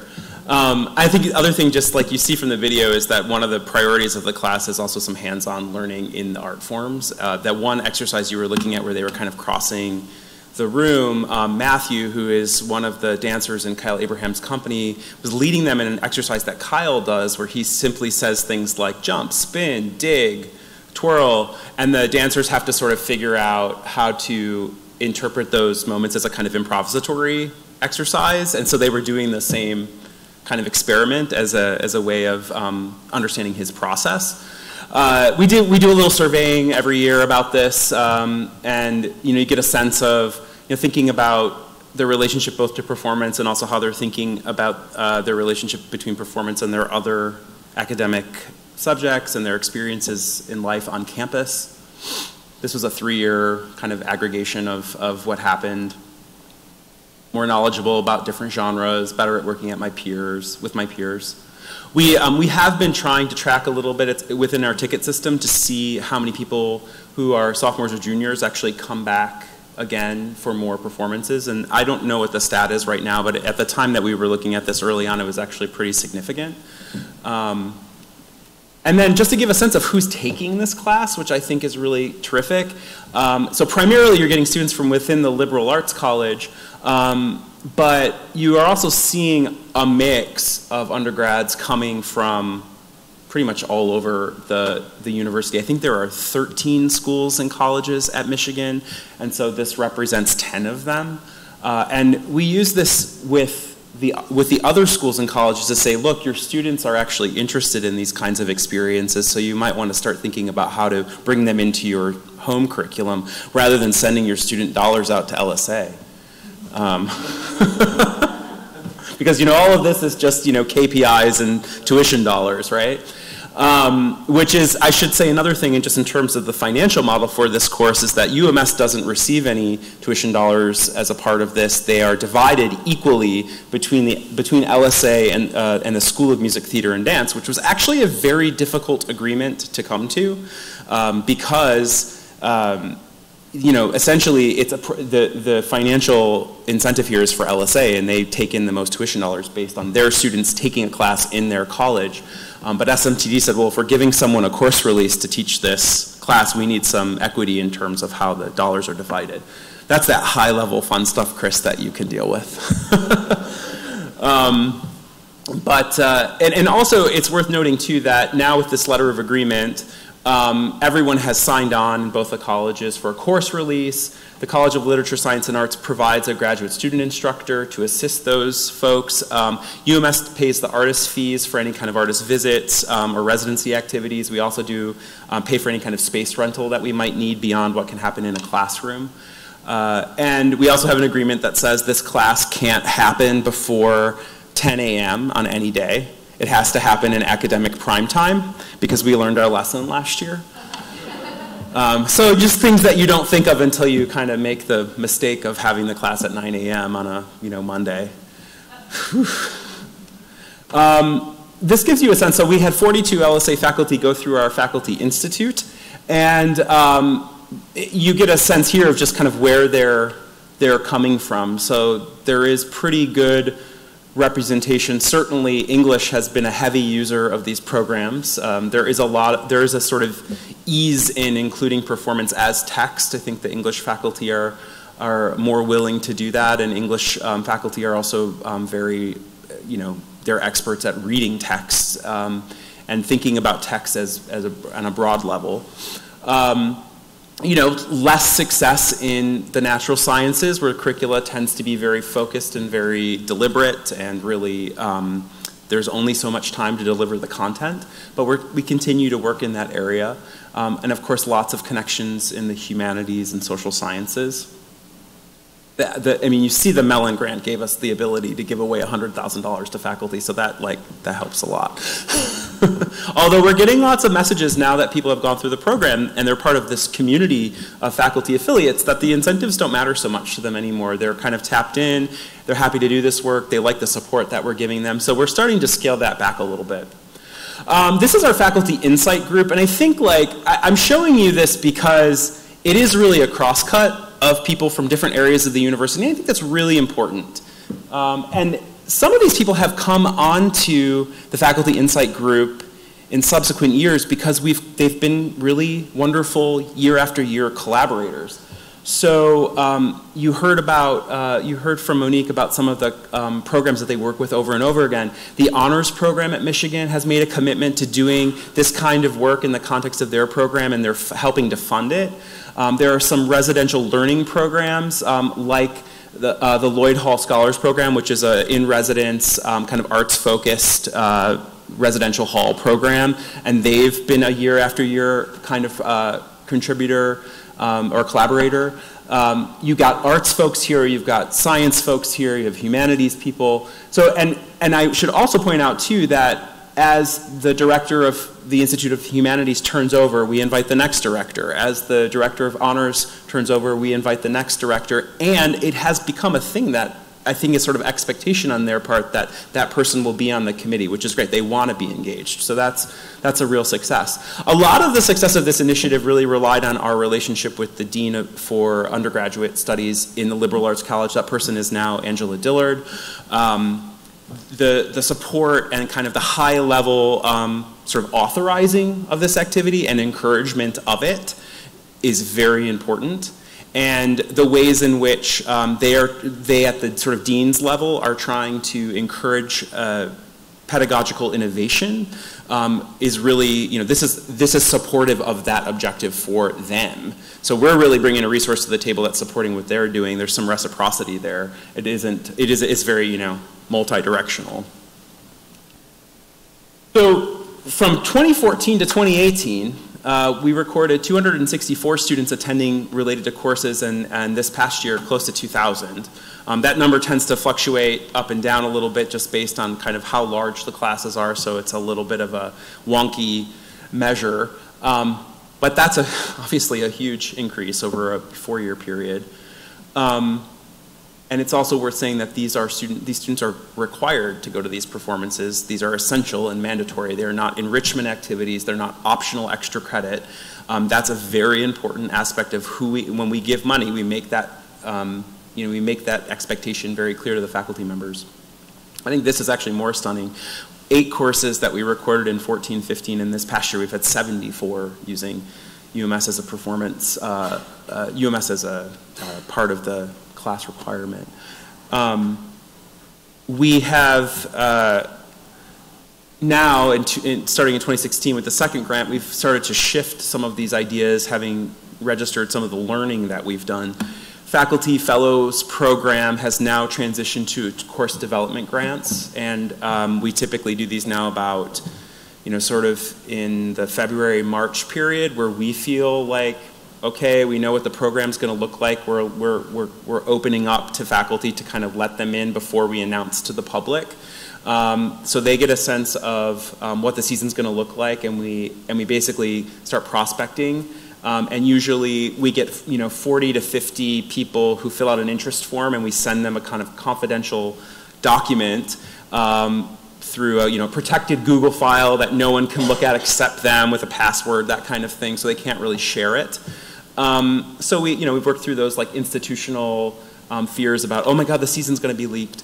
And we're we're working now with this faculty group to, everyone who fills out an interest form gets a phone call. We say, what are you thinking about? Let us help you. And that usually yields, maybe half of those people will put in an application, and then we'll end up funding, 14 to 18 of them. Also expanding out from the liberal arts college, this was really the first full year that we were able to do that. So we had 10 projects in LSA that were funded, and 4 projects in engineering. We had a couple in the School of Music, Theater, and Dance, one in the School of Education, one in Art and Design, and one in dentistry, which I should say is kind of an interesting project, which was to kind of test a hypothesis of what would happen to the dental students if they listened to a live performance, and in this case they listened to string quartets play before they went in and had their clinical practice. And they're surveying the students now to find out, like, how does that make you a better clinician or a different clinician? We don't know if better, but it was an interesting project. We were thinking about how to use music to sort of set the mindset as students went into the clinic. We have started what's called an artist research residency, and this really is our way of engaging an artist who is kind of emerging, someone who wouldn't necessarily be ready for like a UMS season presentation, but is an artist who is also really engaged in social practice and wants to come to the university to be in the community to develop work. It's not really a production residency, and it's not even a creation residency so much as it is a person who is at a part of their artistic creation where they can be in classes talking about what they're doing. They can be doing research, they can be out doing work in the community. We worked this year with a playwright and dramaturg named Jillian Walker, who is working on a show called Tillon, a new play kind of based on the fact that women of color in New Orleans were required to cover their hair with a head wrap called the Tillon in the 18th century as a way of not drawing attention to themselves. So she's kind of refracting that idea through a interesting, strange, and abstract show that she's working on. Really exciting artist. We got rid of the faculty resource guide. People simply weren't using it. It's kind of one of those things that looks really good on paper.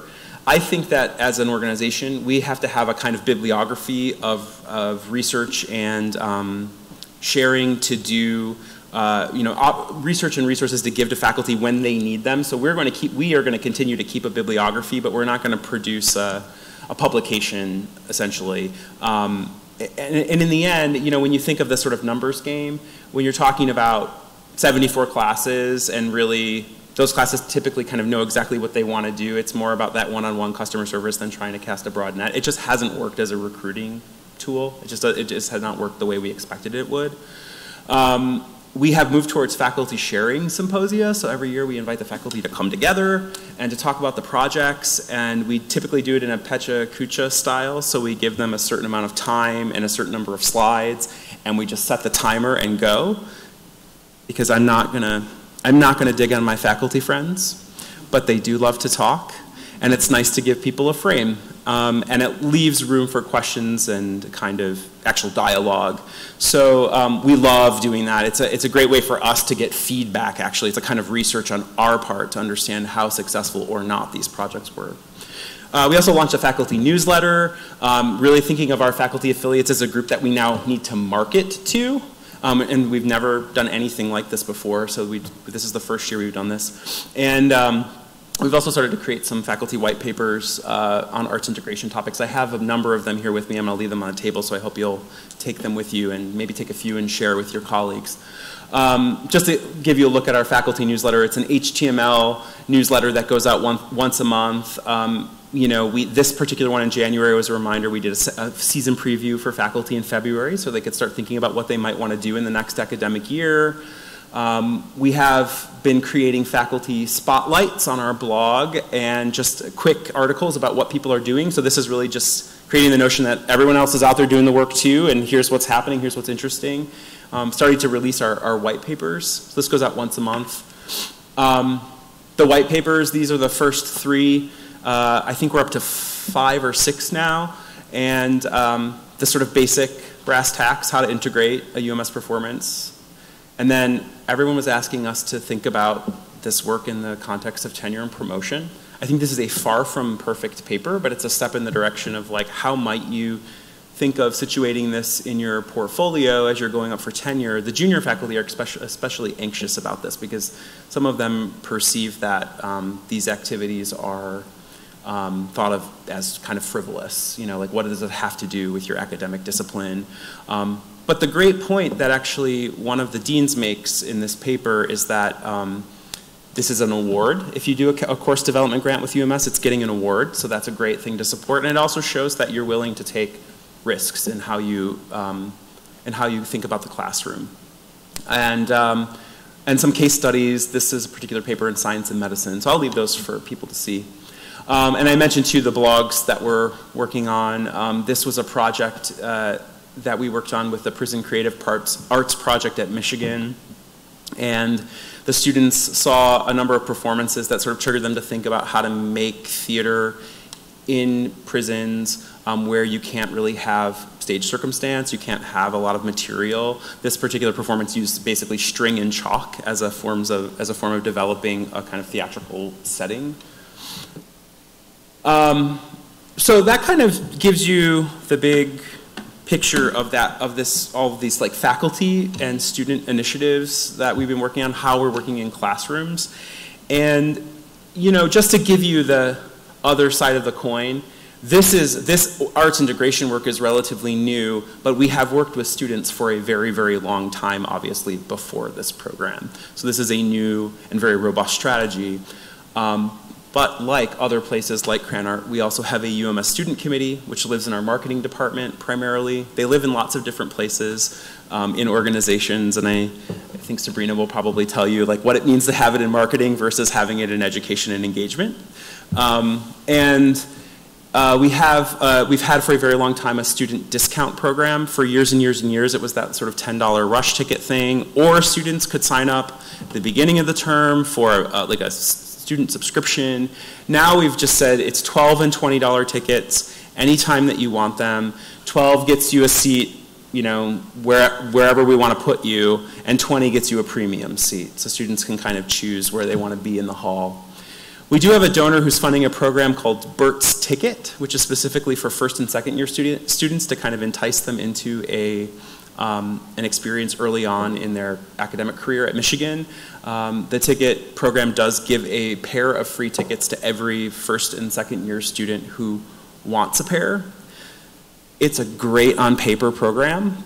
The redemptions for this program are very, very low, which you know, we hypothesized that like when you're a first year student, you are so completely underwater trying to just understand where you're at and get your bearings that you're just not quite ready for this unless someone's really serving it up for you.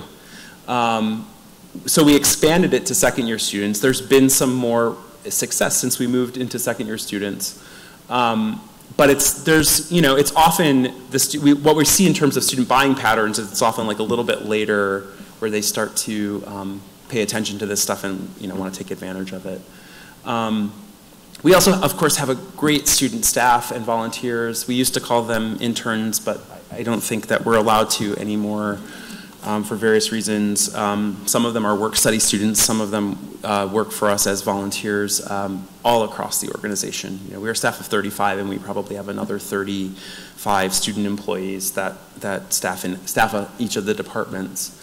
And then, of course, we offer all kinds of master classes and artist visits in the School of Music, Theater, and Dance. Last year alone, I think we did about 60 across the season, and other kinds of artist visits across the university. So that gives you just a sense of sort of the breadth of the other kinds of things that we're doing. That is me. If you want to talk to me, that's my email address. And if you'd like to learn more about this, ums.org/university. Almost all of the things that I talked about and showed you here today are online, and I really love to share this work. I think we all do, because we've had success with it, and we think there are some good models here that others can try. So that's the presentation. Thank you.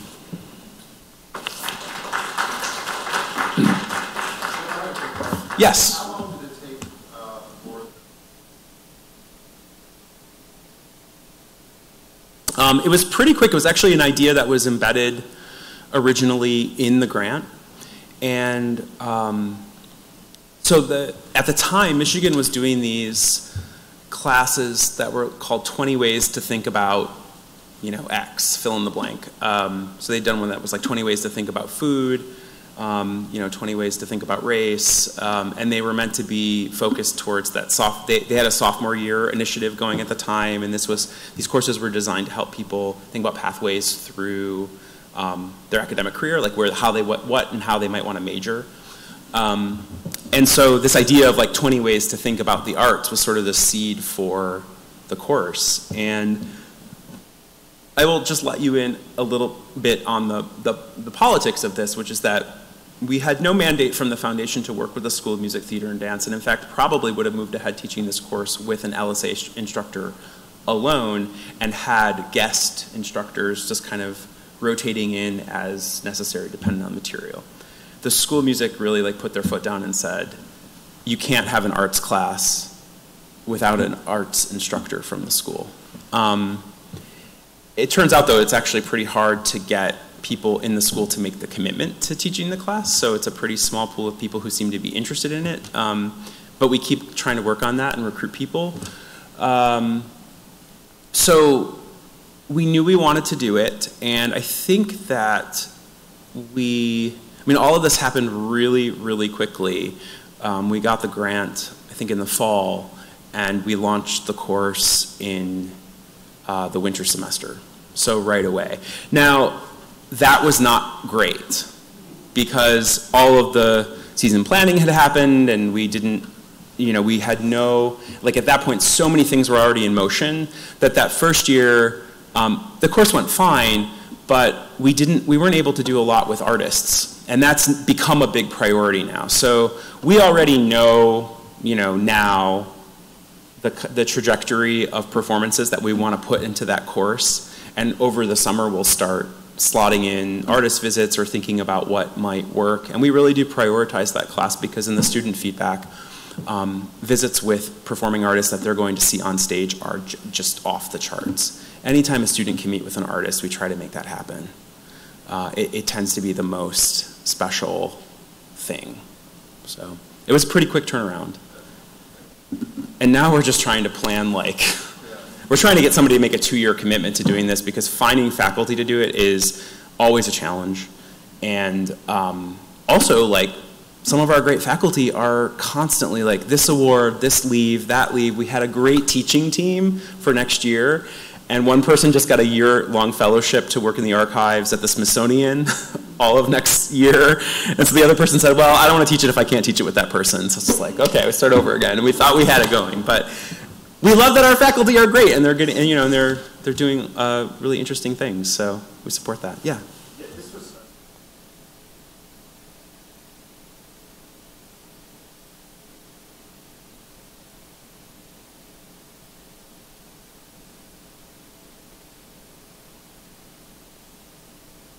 Mm-hmm. Did you, or who is it that's doing? Yeah. So when we started out the project with the Faculty Institute, we did draw from a couple of different resources.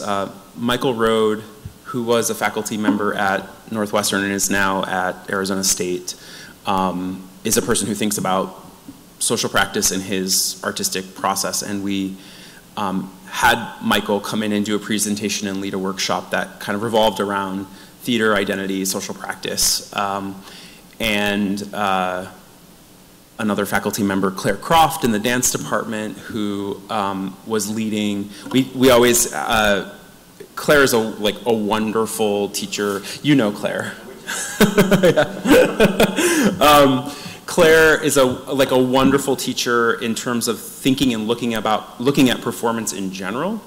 And so she has a kind of sort of methodology for quote unquote lay people for looking at and thinking about dance in particular, but performance broadly, that we kind of walked people through.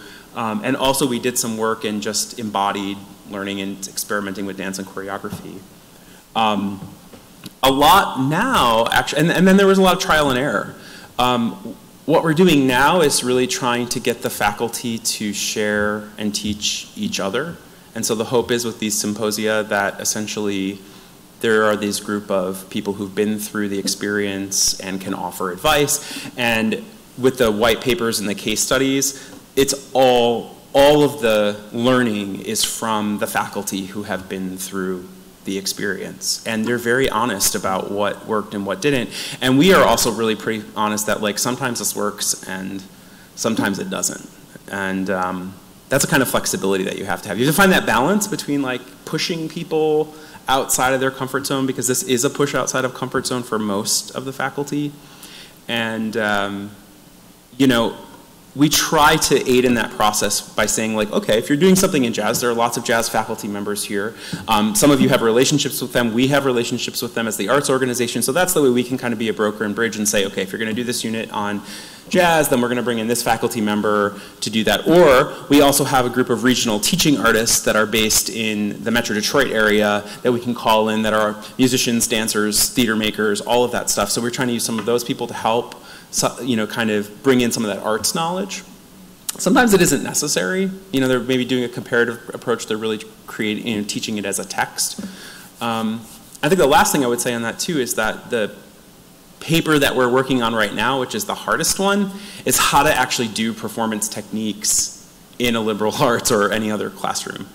And it's not like we're not sure yet, and that's the final. That's sort of the final frontier of this. Is that can you get an English professor to comfortable enough to either like authorize a sort of dance-based workshop in a class or lead a movement exercise him or herself?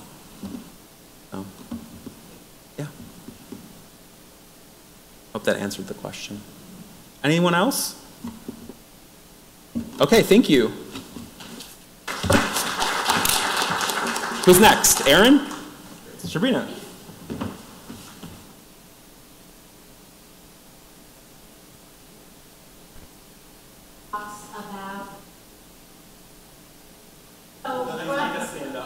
Right now, according to David Sousa, physiologically, most of the blood in your body has puddled in your butt and your feet and needs to get back up to your brains.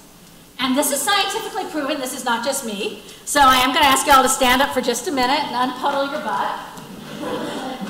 This is the reason why when you're writing and you get writer's block, you finally say, oh, forget it, and you throw your pencil down and you still do that, or you move your mouse up and you get up and you walk towards the kitchen and get a snack.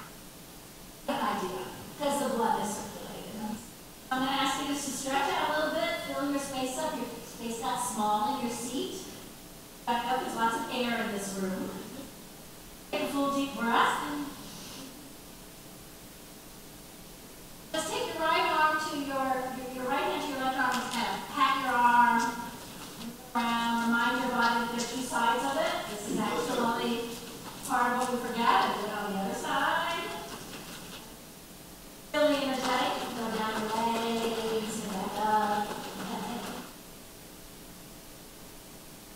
People with bodies. There are people who walk through the world. We feel hair on our skin or in our hair. I felt a lot of wind in my ears. And we forget that. And we forget a lot in colleges. Because sitting and listening is something.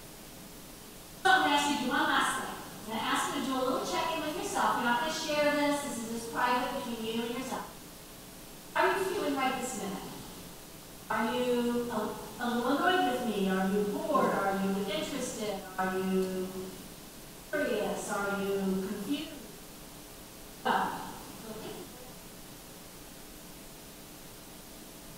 Just in your own space, nobody's watching you, even me. Make a little gesture with your hands, arms, body, about how you're feeling. What is that gesture? That feeling, how are you going to embody it?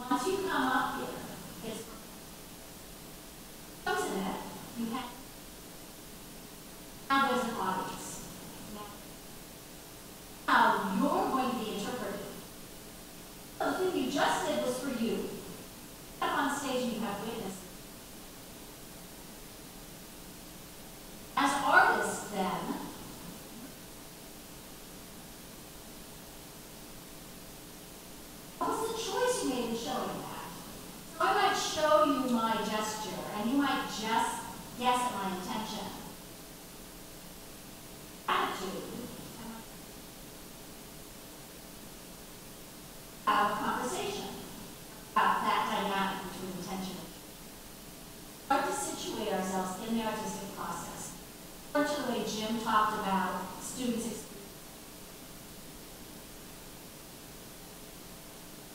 Process that drives our work at Cal Performance. I'll sit down if you want to. Somebody wants one final shakeout. Okay. And I'm going to introduce myself. My name is Sabrina Klein. I am the Director of Artistic Literacy at Cal Performances.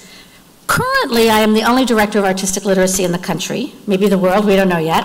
But we're aiming to change that, so the first thing I want to do is invite you to hold a place on your calendar in June 2019 to come to Berkeley and participate in the first Artistic Literacy Institute. I'd love to have you there. There isn't currently a national conversation about artistic literacy. There's a lot of different ideas about what it means. People use the word, sometimes casually, sometimes formally with their own definitions, but there isn't an agreed upon one. And Cal Performances decided to tackle that 3 or 4 years ago, motivated by the grant from the Andrew W. Mellon Foundation. And artistic literacy became our research project. What is it? How do you know you have it? How do you recognize it? In others, and how do you cultivate it? And actually, why would you? Right? So for us, it became a belief, a philosophy about the foundational human right to artistic literacy, and our methodology for arts access and engagement. And for us, artistic literacy really is an access issue. It's about the ultimate in accessibility of the arts, which for us is meaning-making with the arts, making meaning. So, oh, I think I have my own little, it worked. So, this is our very unwelcoming lobby and mezzanine at Cal Performances. We're a big concrete building that was a really big deal in 1968, and everyone went, ooh. But it is not very welcoming. It doesn't have a lot of good social spaces, and it's hard to get people to talk to each other in it. But this is what we have. It's our primary 2,000 seat, almost 2,000 seat venue. We have a couple of smaller venues, but this is the main one that we book. And our mission is to produce and present performances of the highest artistic quality, very similar to your mission, right?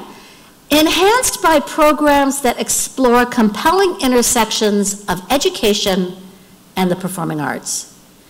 And by the time I had come on board just a few years ago, this was already the mission, and I had rarely seen a presenter with the commitment to look at that place between education and performing arts. And I've spent most of my life at that intersection with the core belief that arts education is actually sort of a redundancy. If you're making art that you're committed to and it's meaningful and you are in a disciplined process, you're learning. And if people are watching it, if they're watching attentively and they know how to watch it, they're learning. It can't be helped. Art is an education experience. And education, when it's well done, is an artistic experience. So I was excited when I came on board and saw that mission statement, and then I came into Cal Performances and saw, we're not really doing that. But we had an opportunity to. We had an opportunity with the funding from the Mellon Foundation to look deeply at what we mean by academic integration. The job I was originally hired to do, I was a consultant, and I came in and I looked at this job called academic liaison, which had not been filled for a year and a half because people in Berkeley would not let it be filled. Politics, who knows? I wasn't there. I was hired as a consultant to see if we could break through that logjam. And right around that time, they came up with the best acronym ever for their new initiative at Cal Performances, Berkeley Radical. And RADICAL stands for Research and Development Initiatives in Creativity, Art, and Learning. It's like the best. It was before that, it was called Creative Commons or Cultural Commons or, yeah, I love Berkeley Radical.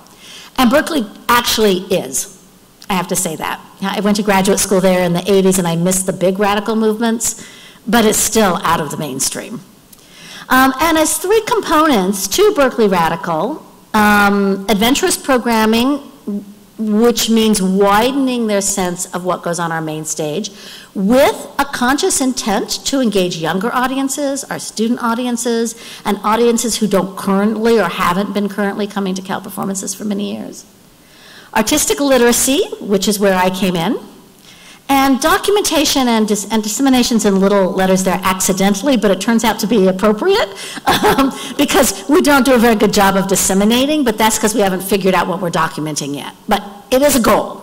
We're working on it. We're working on taking our learnings into the public, and that's one of the reasons I'm here and really grateful for the chance to share this with you. I get to check it off my box. I did some dissemination. I went to Harvard.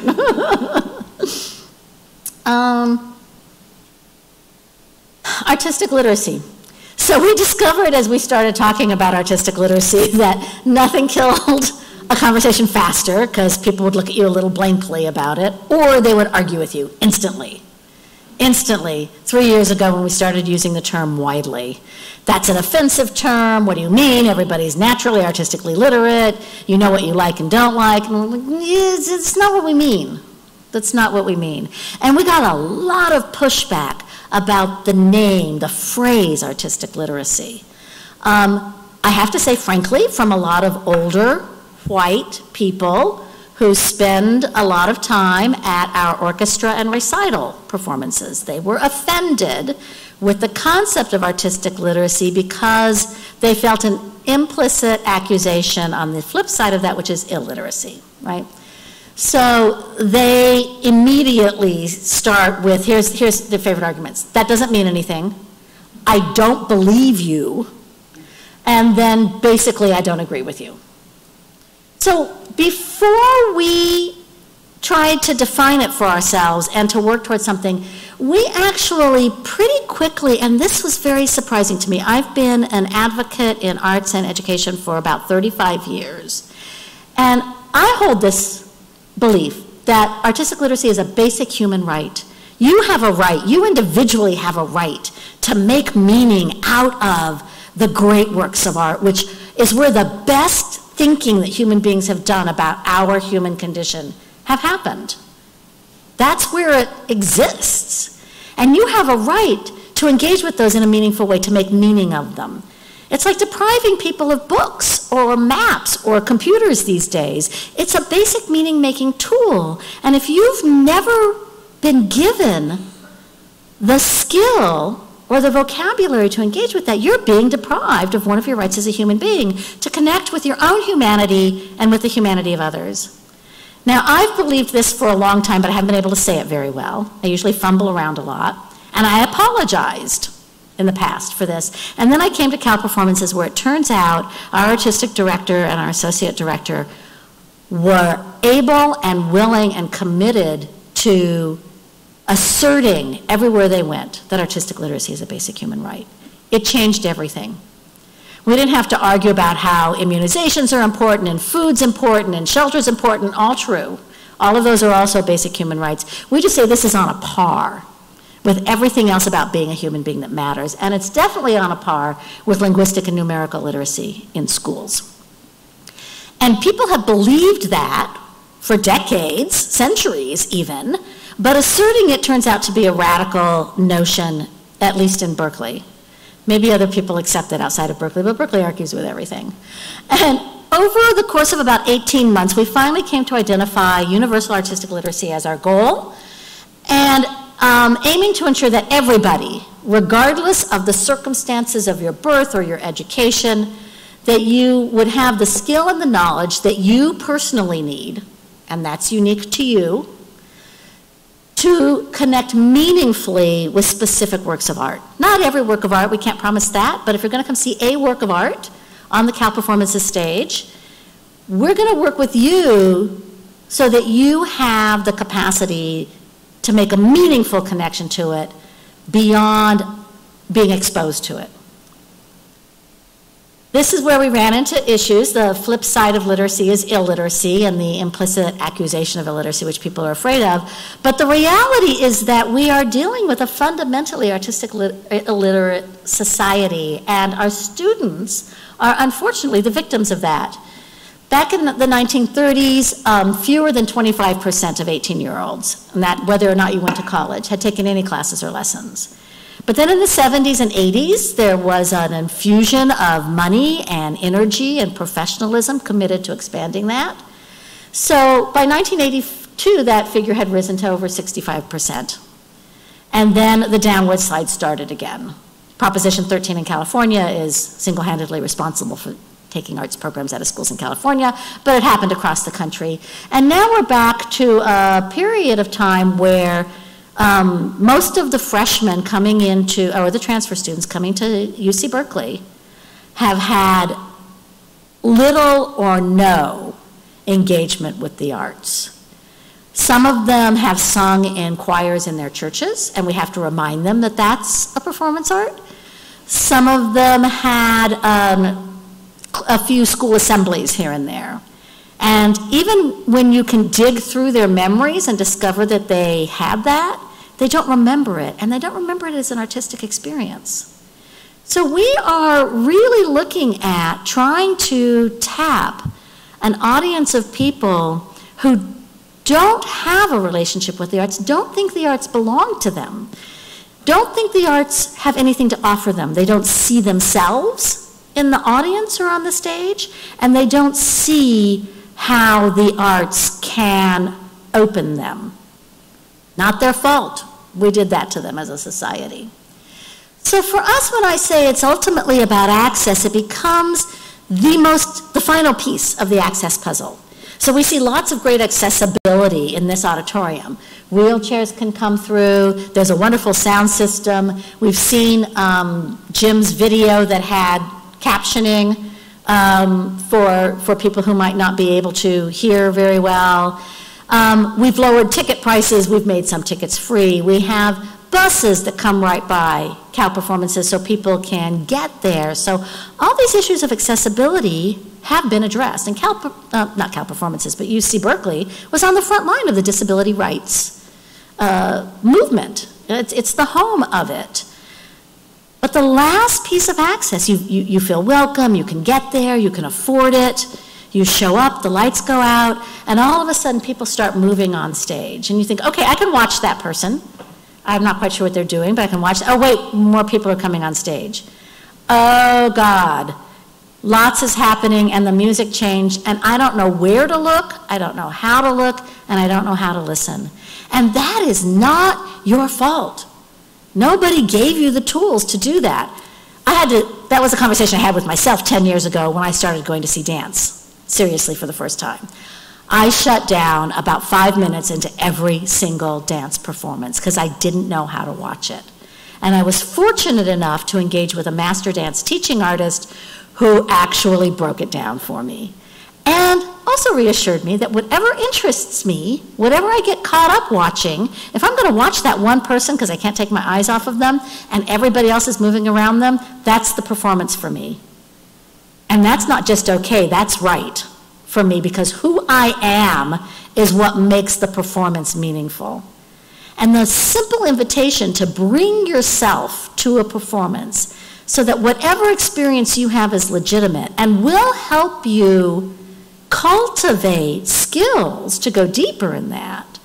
But whatever your experience is the correct experience.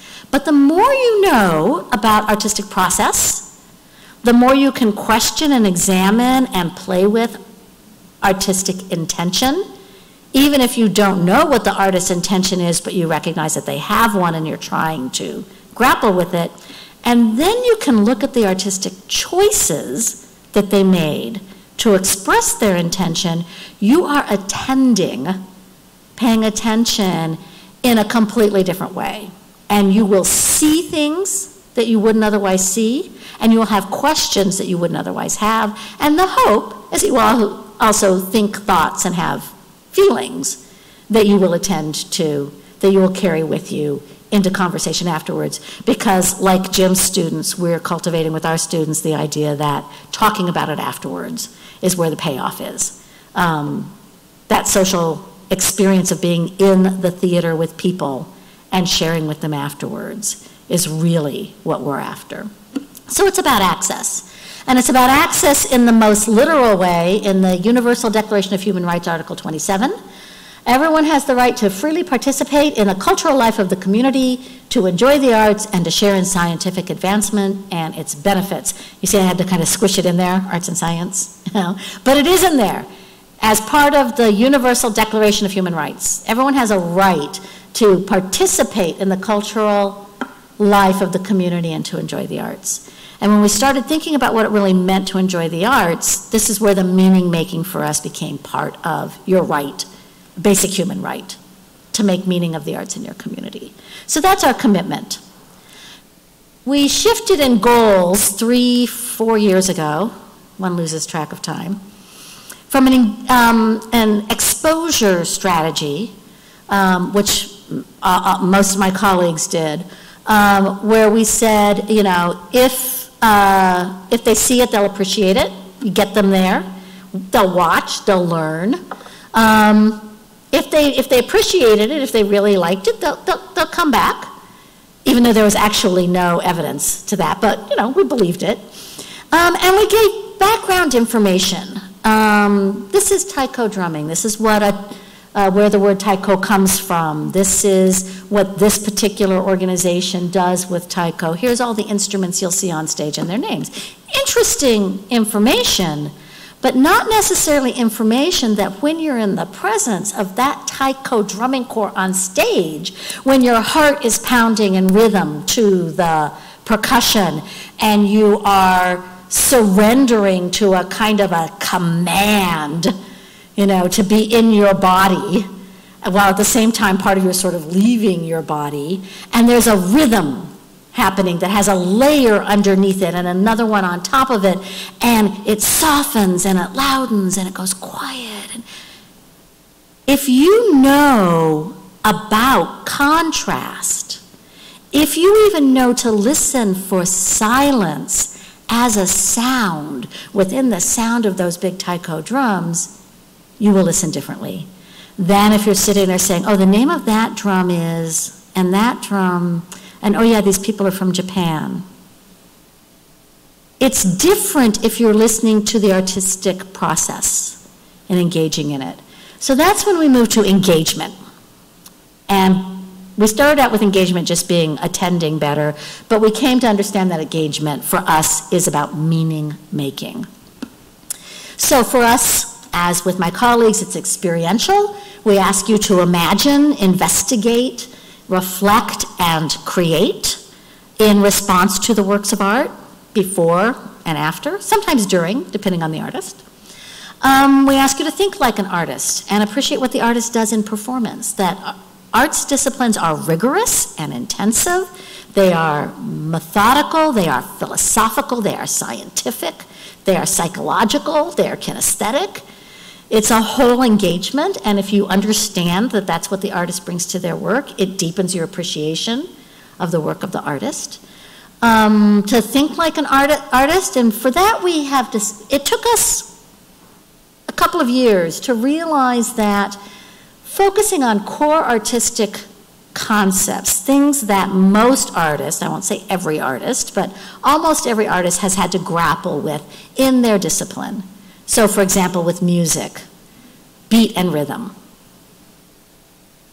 If you understand how beat and rhythm work together, you can listen to an African concert of African music from all over the continent, and actually hear, even if you don't totally recognize, hear the difference between Ugandan music in this particular way and the Ethiopian music that is responding to it, because the beats and rhythms are different. Otherwise, you're going to come to the African music concert and you're going to enjoy it, and you can't help but move because the music is lively and dynamic, and you're going to have a great time, and you'll leave the theater potentially not changed. We want you to be changed by what you see. So we ask for a deeper engagement.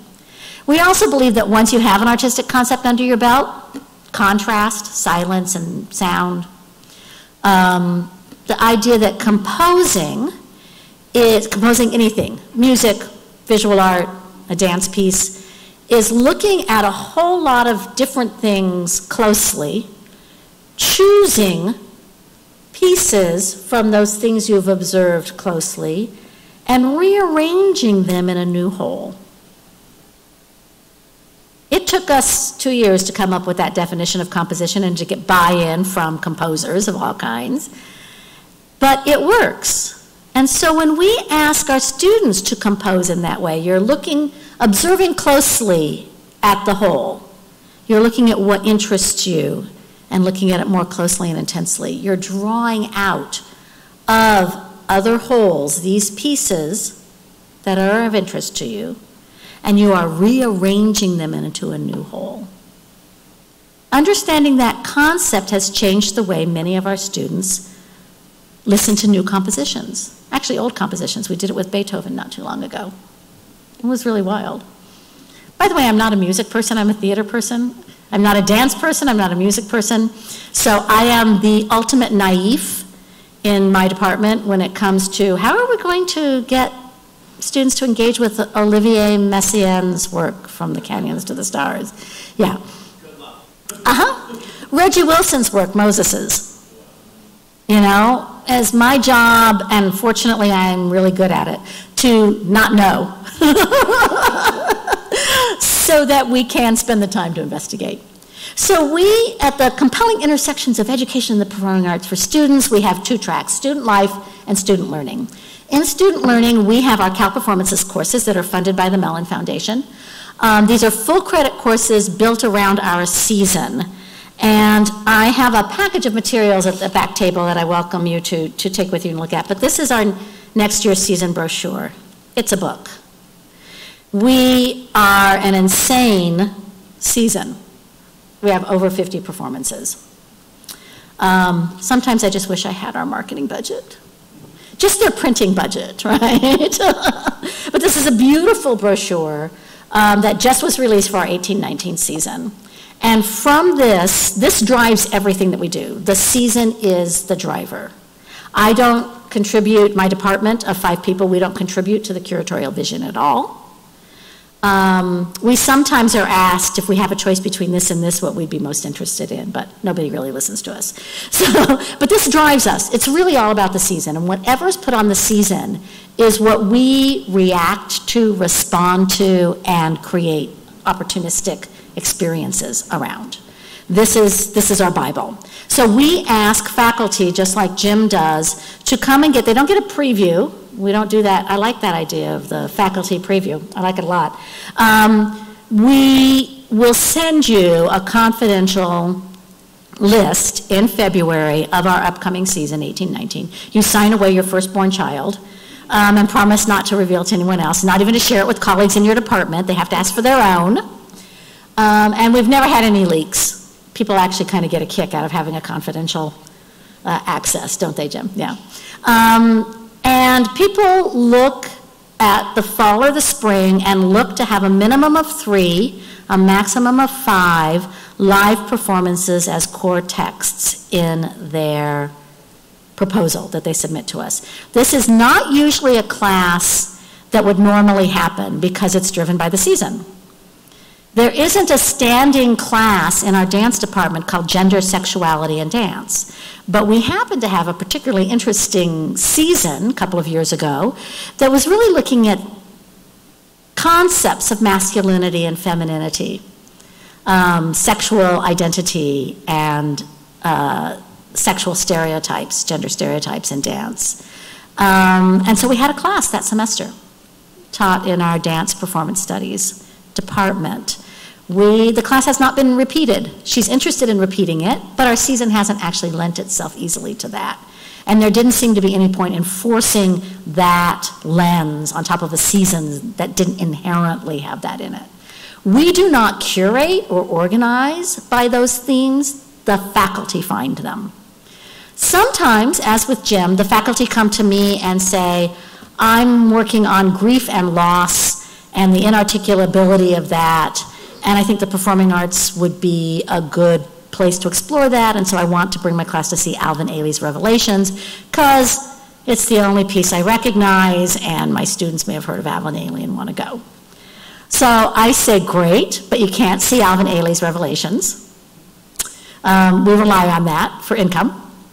You can, however, and really should look at Kronos Quartet's Mi Lai Oratorio, Robert Lepage's 877, The Seattle symphonies become desert, because those things are about grief and loss. And I have never seen a faculty member turn on so quickly to taking her work even further than she had originally imagined. She had first imagined that there would be a performance that would show her ideas in action. Instead, those works of art became the texts that they study.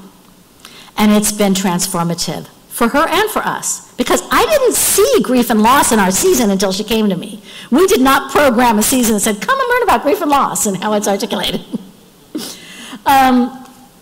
So we only fund 4 courses, and about half of them over the last 6 years have been in theater, music, and dance. The rest have been in English, comp lit, rhetoric, business. The philosophy one ended up not happening because of a MacArthur grant. And we have fewer proposals every year, but better proposals, right? Because people are understanding better the actual integration of the live work of art isn't simply that it's illustrative of something that you're studying. Now, we do work with teachers in the music department who are teaching percussion to make sure that the percussionists who come and perform on our stage have master classes or an open rehearsal. We sometimes get comps for that class or arrange for them to get a discount and then have a drumming party with them afterwards. We'll do something special with that class.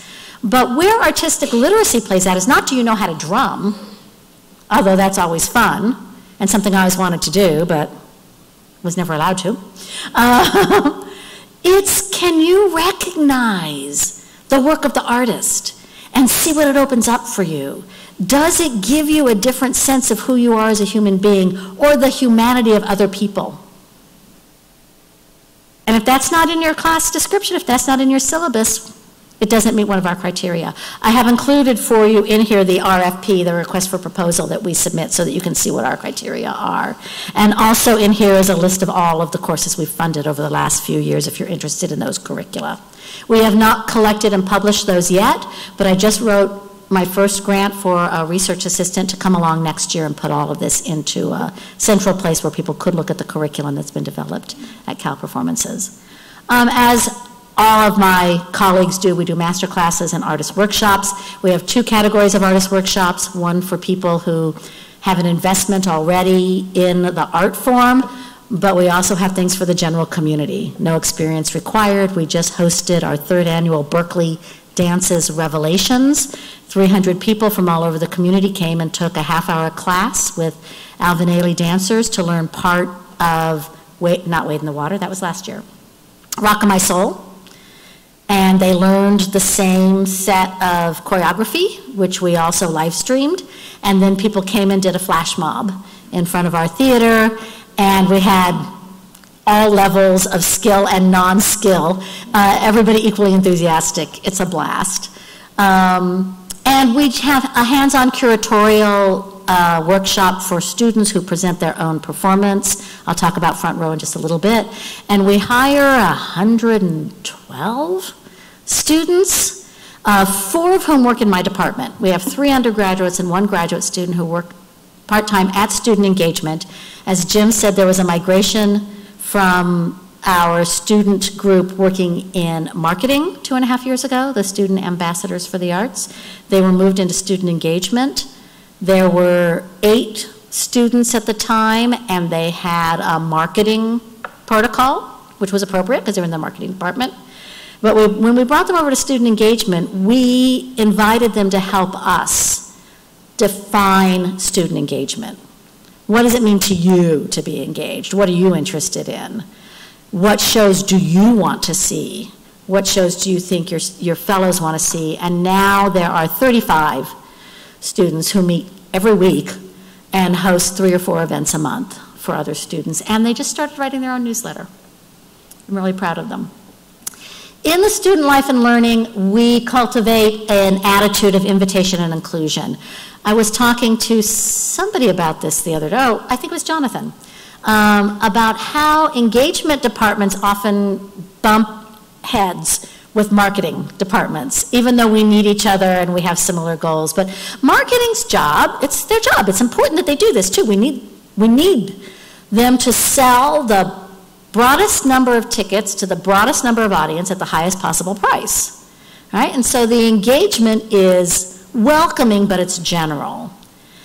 Our work in engagement is very personal. It's very one-on-one. Monique says she tries to have coffee twice a week. Jim talked about the number of gatherings to bring people together. If people didn't know Jim or Aaron or Monique, they wouldn't feel like they had a friend at the performance venue that they could then tap. So my time is spent in talking, finding out what you're interested in. And it turns out not ever to be anything that I would have thought of as interesting. When we started to guess what we thought faculty or students would like, we were almost inevitably wrong. So when we started asking, what's fun for you? Not what do you need? I'm kind of cynical about needs assessments. I feel like if you're not really deeply versed in the subject matter, you don't know what you need, you just know what you want. Right? We're actually trying to help them learn what they need through cultivating artistic literacy, first of all, in our student ambassadors for the arts, so that they recognize that they are ambassadors for the concept of artistic literacy as a basic human right. So we've got 35 students out there spreading the word to other students that they have a right to access Zellerbach Hall, not in the sense that students have often thought of it, like we have a right to come for free because it's on our campus and our tuition pays for what you do, which, by the way, isn't true. We get very little money from the university. But you have a right to it because this is the best thinking about the human condition that you will find. So come. Don't let that lobby, don't let those people who don't look like you, who are older than you, who are a different color from you, who seem to have a smug attitude about already knowing what they're going to see, don't let them turn you off. You have a right to this. So they've actually become our biggest advocates in that way by inviting people personally and telling people, you're not only invited, but once you get there, you'll have a good time and you'll see people like you. We'll be there. We'll be your hosts. We do have pre- and post-show events just for students. Our post-show events are called speakeasies, and we encourage we give away not just free food, which draws people initially, but over time people have come to recognize it as the social opportunity to really talk about what you saw on stage, as well as maybe, pick somebody up. Our message is there's a party going on at Cal Performances, on stage and off, and you're invited to it. This is what's happening over there is fun. Come. It's not good for you to hear Beethoven. It's fun to hear Beethoven, and we're going to show you why. You're invited and you're welcome here. Our students broke down some of the barriers by hosting a study hall in our lobby, which was the first time that had ever happened, and boy, was it an infrastructure challenge. Our ops and box office people don't like students hanging out in the lobby, as it turns out. And you can see why. But our students staff it. They take care of it. They make it happen. So it was their idea. They host a student employee appreciation brunch for every student, and there are about 300 of them employed in some capacity in an arts-related job on campus, through the student musical activities, through the various departments at the museums. So they host that brunch. And at that brunch, they do their own season launch. I'll present about the coming season in 1819. So that's their version of a gala. They said brunch would go over better than a gala. We promise if you come, you'll have a good time with other students. And we, us student hosts, will be there. You know us, we'll be there. So it has transformed our student events. They make mocktails. They look up the recipes, alcohol-less cocktails. That's their favorite: mango juice, lemonade, and ginger ale. And they name it something different, going with the theme of the event. So it always has a different name, but it's always the same ingredients. This is our group last year. We have 35 students this year. This is just from one of our parties with one of our partners, our student partners, the graduate students of color, who approached us through SAFTA who now hosts 2 events, one in the fall and one in the spring. They call it Night Out, Night Off. And they say you're a graduate student, you work hard, people always want you to come in and do something. You don't have to do anything here. You don't have to teach. You're just invited. You come, you buy a half-price ticket. All students can have a half-price ticket to any performance. So you have to buy your ticket, but you get conversation before the show about what you're going to see, ways to access it, a little artistic literacy blurb, and you have a significant party afterwards. The last one we just had, we outgrew that little room, which hosts about 50 people. We moved onto the mezzanine. Our last event 2 weeks ago had 110 graduate students of color and their friends. We do also provide oh, yeah, this is where I could no longer, that's where I wasn't able to make my slideshow take what I wanted to take. So under student life, you see we have our speakeasies and our no-no, night out, night off special events, but we partner with a lot of different student groups. The Haas Business School has started a Haas Arts Initiative, which we sponsored with a little bit of money from the Chevron Foundation. We gave them their initial grant of $1,500 to get started, and they are cultivating in the business school appreciation for the arts, and they come to 2 events that they coordinate. We just make sure the social events happen, and where they ask, we send a master teaching artist to do artistic literacy beforehand or a hands-on workshop. We had one of our master teaching artists do a gullah stick pounding workshop with it. It was phenomenal. And we are probably unique in our dependence on and our partnership with master teaching artists. Partially that's because we live in the Bay Area, and we have an extraordinary infrastructure of working artists who have a commitment to social engagement and teaching. These are artists who have been on stages all over the world. They happen not to be on the Cal Performances stage, because who puts you on stage in your own backyard, unfortunately. But they do work with us in our classrooms, and they do work with us specifically in relationship to works of art on our season. So when Black Arm Band comes from Australia, we put a call out. We actually can find in the Bay Area a didgeridoo player who happened to tour with Black Arm Band 10 years ago. So he can come and talk to us not just about the didgeridoo and Australian Indigenous music, but can actually talk with us about the Black Arm Band.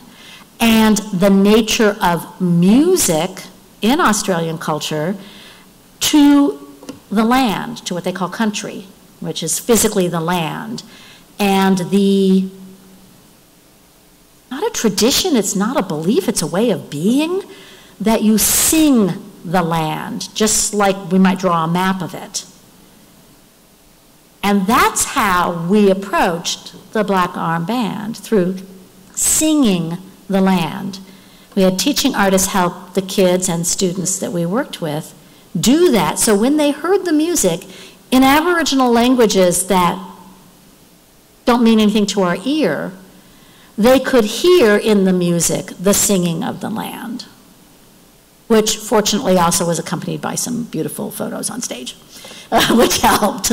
I'm not sure what we would do without multidisciplinary works these days, because some of it is a little challenging when you've only got one 15, 20, 30-minute opportunity to give people a tool to hold on to. So we're not naive about how far we can go. We know that we've got to have one core concept and go as deeply in that as we can in the amount of time that we have. We have pop-up performances on campus with artists that agree to do it, the Danish String Quartet, the Nile Project. They'll just go set up someplace that the students find. The students produce this. They set up in a breezeway or on a plaza. They start playing music, and they have a little pop-up performance, 10 to 20 minutes long. And if the students are really into it, it'll go half an hour long, and then we'll get in trouble because you're not allowed to have amplified music at that point. We have relationships with a variety of initiatives on campus. We also have a Flex Pass, which has become one of our ways of doing what Jim does. We only fund 4 courses through the Mellon Foundation by paying for the faculty release time and some curriculum development fees. We provide, at our cost, 25 free tickets, only 25 free tickets, even though some of the classes have more than that enrolled, but we provide 25 free tickets to the classes of the faculty who have the grant. But we also provide a free companion ticket, we call Join Me ticket, that the students can use to invite anybody they want to the performance with them. Now, only about half of those Join Me tickets are actually used in the course of a year, but people bring their mom, their partner, their roommate. One guy brought his favorite waiter from a Chinese restaurant because they got to talking about it. So you can invite anybody you want with that ticket. Those are subsidized by us. We don't have any funders for those. The Flex Pass, however, allows students to buy a pass at the beginning of the year for 4 tickets. It used to be $10 each. It went up this year to $15 each, and I have to tell you that that cut use of the Flex Pass in half.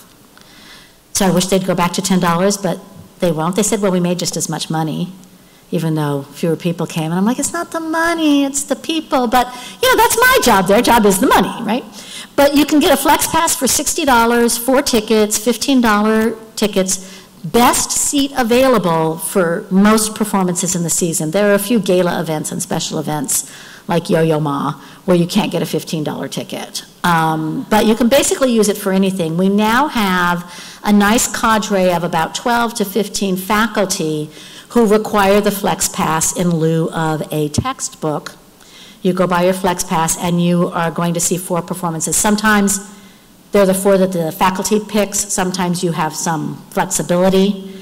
But that has actually been a very useful curricular integration tool for us because we can't always provide the tickets that faculty want. Every show has 50% discounted tickets for students, and we have lots of campus partnerships for comps when we need to, we call it papering the house, but there's like a fancier word for it, dress the house. I just heard for the first time from Berkeley Repertory Theater. We need to dress the house with seat fillers. Would you like to be one? So it's when you really need to have a fuller house. And we have specific, we don't usually just do a blanket, first 200 people who sign up get a comp. We have a 2,000 seat house. So 200 seats doesn't actually even fill up our balcony. We could give out a lot more comps if my marketing department would let me, but like Jim, they worry about devaluation of the experience. We also do student learning. I did want to tell you briefly about Front Row. Front Row happens once a year. It's funded, it was initially funded by the Wallace Foundation to cultivate student curatorial engagement. And this is basically run like a class, although we are not able to get them class credit, so they really volunteer. A group of 8 to 12 students meets once a week throughout the fall. They choose a local artist with a national reputation who happens to live in the Bay Area to invite to co-curate with them an evening of conversation or art by, for, and with students. So the students are mentored through the curatorial process. How do you brainstorm a list of who might be on it? How do you choose somebody? How do you go about inviting them? What do you do if they turn you down? How do you negotiate a contract? How do you market it? How do you help your star, your guest star, who this last year was Margaret Cho, how do you help her curate so that she's just not coming up and doing a monologue, which everybody would have loved to see, but which is not the goal, the intention of Front Row. So it's a crash course in curatorial process that the students take with them, and it's transformative. Not only do they love meeting Margaret Cho and getting to work with her, and the year before that it was Lemony Snicket, Daniel Handler, who did a fabulous show. He should be a late night talk show host. And before that, it was the Metallica drummer, Lars. It escapes me. Thank you. He was a hoot. His dad was part of his curatorial process. That was really interesting. So $5 tickets, students only, If there were a few tickets left over, faculty and staff could buy them, but basically you had to be a UC Berkeley student.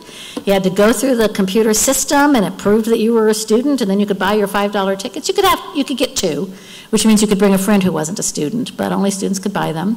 Margaret Cho sold out in 72 hours. Lars Ulrich did not sell out, but a lot of Metallica fans came. Anyway, and boy were they disappointed because he didn't play any music.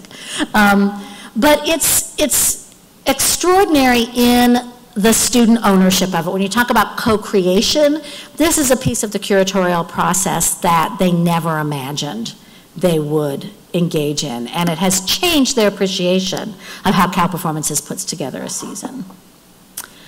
And so I think that was, we also, under Cal Performances auspices, is a separate entity called the Student Musical Association, and these are all of the student extracurricular activities that are housed at Cal Performances, but they really do have their own administration and their own fundraising. But we make sure that these are the students who have access to artists when they want to work with people who are invested in the art form as opposed to the community. The 5 people in my department, the 4 people besides me, one of them is the manager of student engagement, and that's our K-12 and on-campus programs with students. We've expanded that a little bit to be some lifelong learning students, but really it's about people who are consciously in the mode of education and learning, so that's student engagement. We have the manager of our campus and public programs, which is where we partner with faculty to do symposia, panel discussions. We consult faculty experts on content of the shows quite a bit, and we work with them on our program notes as well. We have a master dance teaching artist who also runs our Ailey Camp every summer, and an administrative coordinator. We have a roster of about 30 master teaching artists who we have trained in our artistic literacy model, which is different from other teaching artist models. If you're familiar with the Lincoln Center Institute and the Kennedy teaching artist model, I was trained in all those. So they inform the artistic literacy model. It's not like we invented things out of whole cloth, but we apply it a little bit differently. Focusing on that meaning-making piece with a short amount of engagement time that we have with our audiences, giving them that knowledge and that piece of, and that skill. So the difference is, rather than doing Beethoven string quartets, which are hard to listen to if you've never heard them before, or even some people who've studied them hate them and think they're hard to listen to.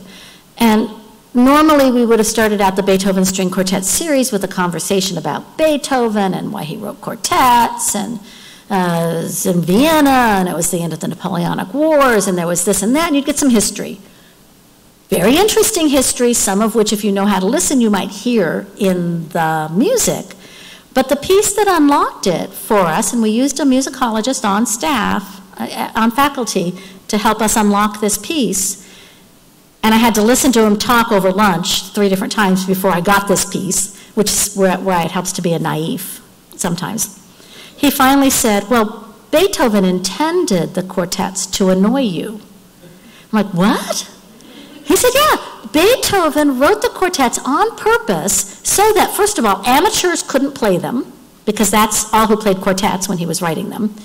There would be 4 people who get together, and you'd go get the violin part, and you'd get the second violin, and you'd get your cello part, and you'd all practice separately, and then you'd have a little dinner at each other's houses, and you just play. He didn't want amateurs to be able to play the quartets. He wanted to elevate them to a different place. And just on purpose, just when you think you know what's going to happen next, you're listening to it, you get into it, you finally enter this mode, there's maybe a little discord, but you feel like you know where it's going to, he's going to change it on you. He doesn't want you to guess what's going to happen next. Well, once our audience of naïfs, including me, knew that, listening for that changed the experience altogether. And once the Takash Quartet knew that that's what our audience had been told, they started engaging differently. Our audience, our artists were affected by and influenced by and thrilled with the artistic literacy process and the way we focus on artistic concepts instead of history. And I just hit my time limit, and I wanted to show a 3-minute video, but I don't want to take Aaron's time. So I have a little video. We can show it later if you have time. You sure? It's just 3 minutes, I swear. It's really fast. Okay. Okay. Sorry, I get too excited, you know.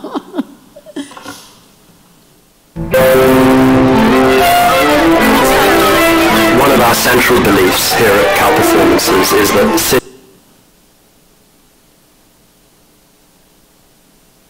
There we are.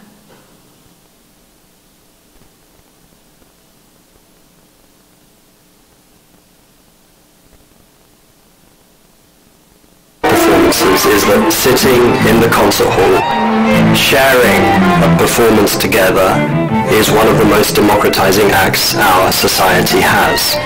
We are all equal in front of the work of art. When Cal Performances launched Berkeley Radical, one of the pillars was artistic literacy as the key to all our education and community programs. That familiarity, that connection to the arts have to be as important in our society as numerical and verbal literacy. This work is so vitally important now more than ever before. Every year we fund 4 customized courses that are submitted as proposals from faculty who study our season and decide that a set of 3 to 5 performances will link together around an academic theme that has resonance for their work as researchers and academics and will be meaningful for their students. Lucinda Charles did the choreography and Mike Berry did the sets. In addition to paying for the faculty's time to teach the class, we provide free tickets for people in the classroom, a free ticket for them to bring a friend, and once a semester, an after-performance conversation that we call speakeasy. Many of the students that we invite to these speakeasies have not been to Zellerbach before, so it's really significant to provide a warm and welcoming atmosphere for them, and then they have that and they're like, oh yeah, I associate that with Cal Performances. I'm going to keep coming back because that place gives me an opportunity to talk with my community about the show afterwards. You have an incredible quartet like the Takahashi String Quartet come and play, and that on its own is a great experience. But when you add in master classes and talks and comments from musicologists, and you get a lot more out of the performance itself. It doesn't matter where you're from if you're sitting together in a choir. If you're dancing together, it doesn't matter who you are. It's about creating a moment of great beauty, a moment of understanding together. If we bring those moments from the stage, from the rehearsal room, from the classroom, into the society at large, then we've made a dramatic, positive impact.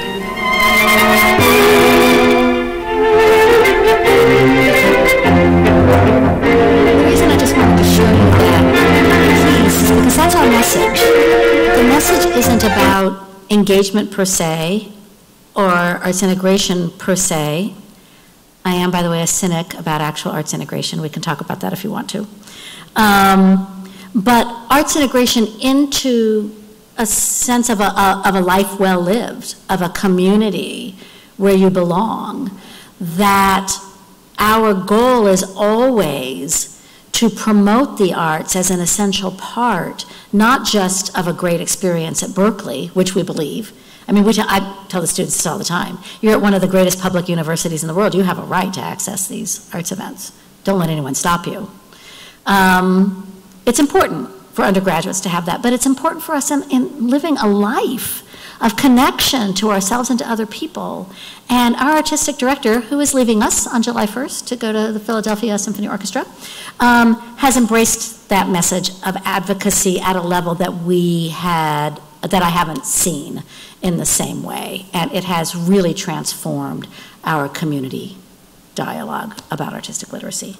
So I don't have time to take questions. One. So I have 2 questions. How, you mentioned as kind of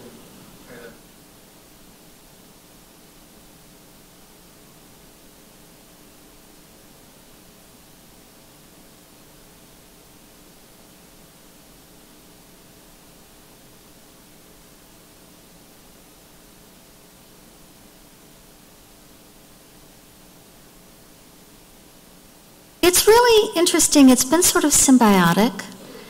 The first year where programming and artistic literacy sort of connected in the planning cycle, the idea emerged through Berkeley Radical to call out certain performances that don't appear to have an overt relationship with each other and put them into sort of a thematic strand. They didn't curate by thematic strand, it's just afterwards looking at it, there were some strands. As they began talking about that at the programming meetings, I said, well wait a minute, that's actually artistic literacy in action. That's telling people, if you see Robert Lepage and John Luther Adams become Desert and Kronos Quartet's Me Lie oratorio, you will have a deeper relationship amongst the three of them in a way that isn't obvious unless you do that intentionally. So at that moment, there was sort of a recognition in the Berkeley Radical Initiative that artistic literacy and what they call adventurous programming actually did flow together quite well. This last year, though, so that was 3 years ago. This last year, earlier in the curatorial process, it became clear, and this is my department's job, we're the ones who look now for the connections first. Of course, the curatorial eye is the final eye. But it became clear to us that we had an inordinate number of opportunities to highlight women creators, women artists in this moment of women's voices. With Me Too and Time's Up and all kinds of things, it seemed like a time to highlight the creative processes of women.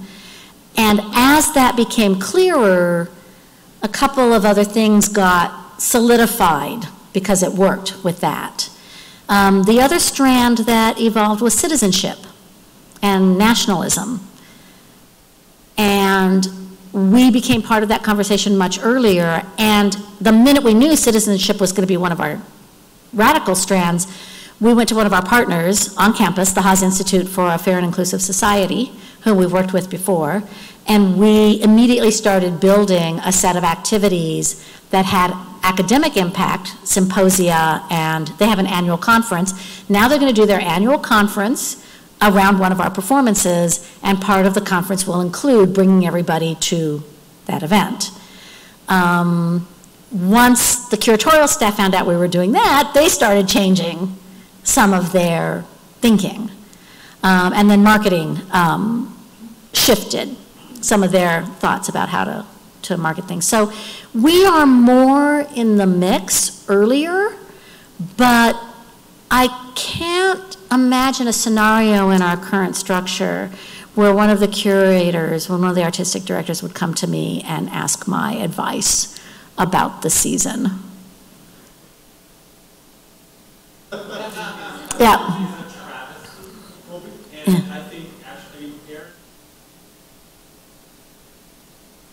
Yeah. And that was my point, because I know that Jim does. No, it's a UMS thing. I mean, yeah. You know the conferences.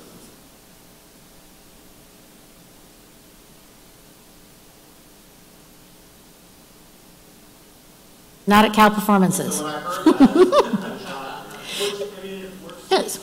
Yours. And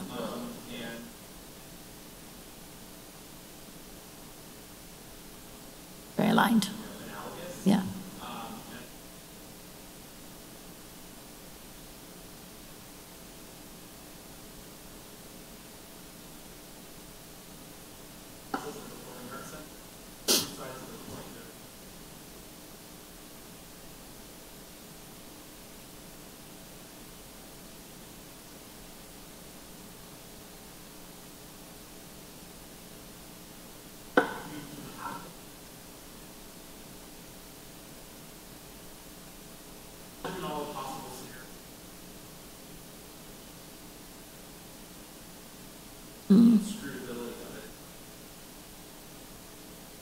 Gaga.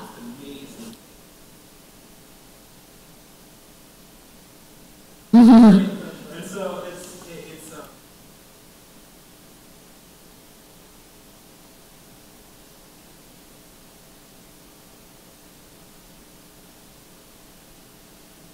Or how do you invite the audience with the mind of beginner to participate with you? And we're at that intersection between artist, intention, and audience. We have to be able to be on both sides of that dialogue. We can't make an artistic residency that's going to work without understanding the artist and the artist's intent. And some of the artists don't want to do that thing. They just don't. That's right. Yeah. The artists aren't, not all artists, and then Mm-hmm. think about how Well, and some of them are just excruciatingly shy. Or weird. Yeah. You had a question?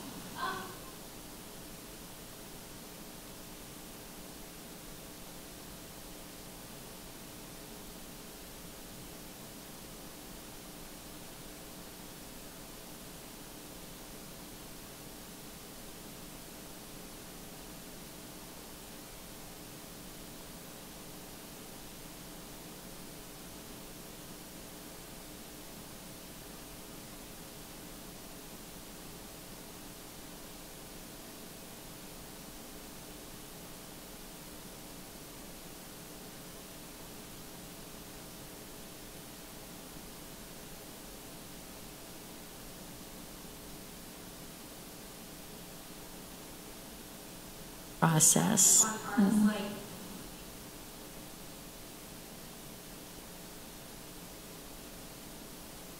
Yeah.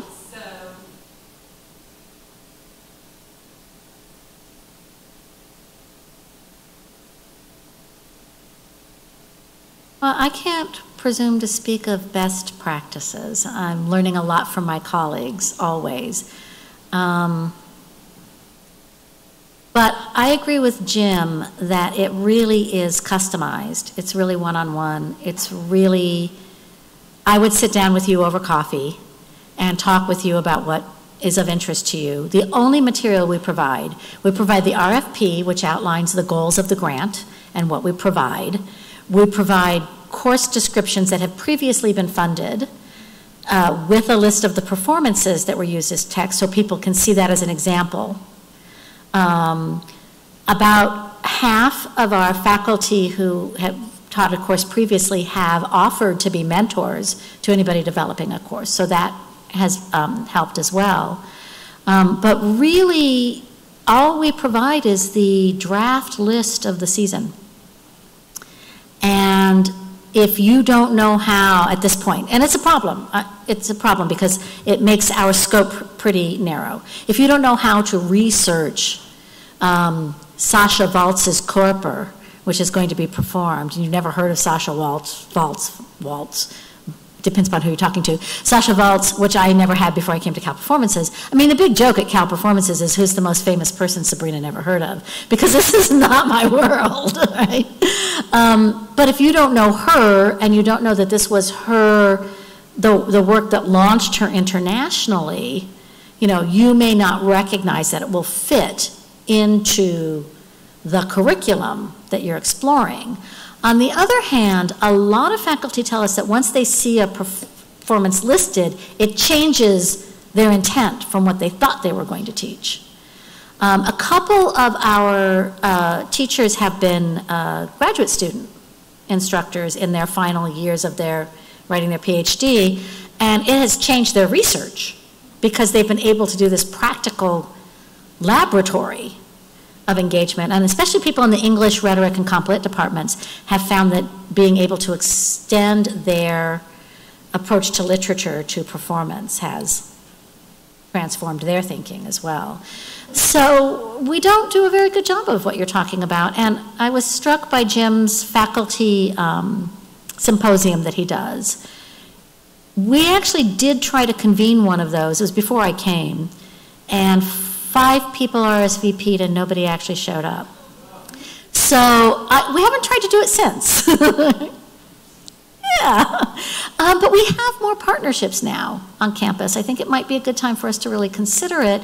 And as we have a patron now, a sponsor for the Artistic Literacy Institute that we're doing in June of 2019, we are looking at a faculty strand that goes with that. Because I do think it's,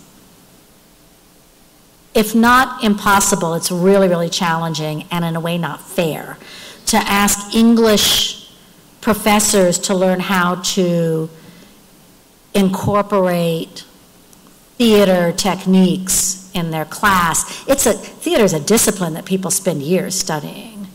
Now, you could do that little movement activity that I did with you today, just the pat, no, that's anybody could do that. And that actually happens in dance and theater classes all the time. That is a warm-up activity that we do in theater. But that's not the same then as asking you to look at a concept in theater related to subtext, motivation, or obstacles and ask you to design a rigorous theatrical approach to using that technique.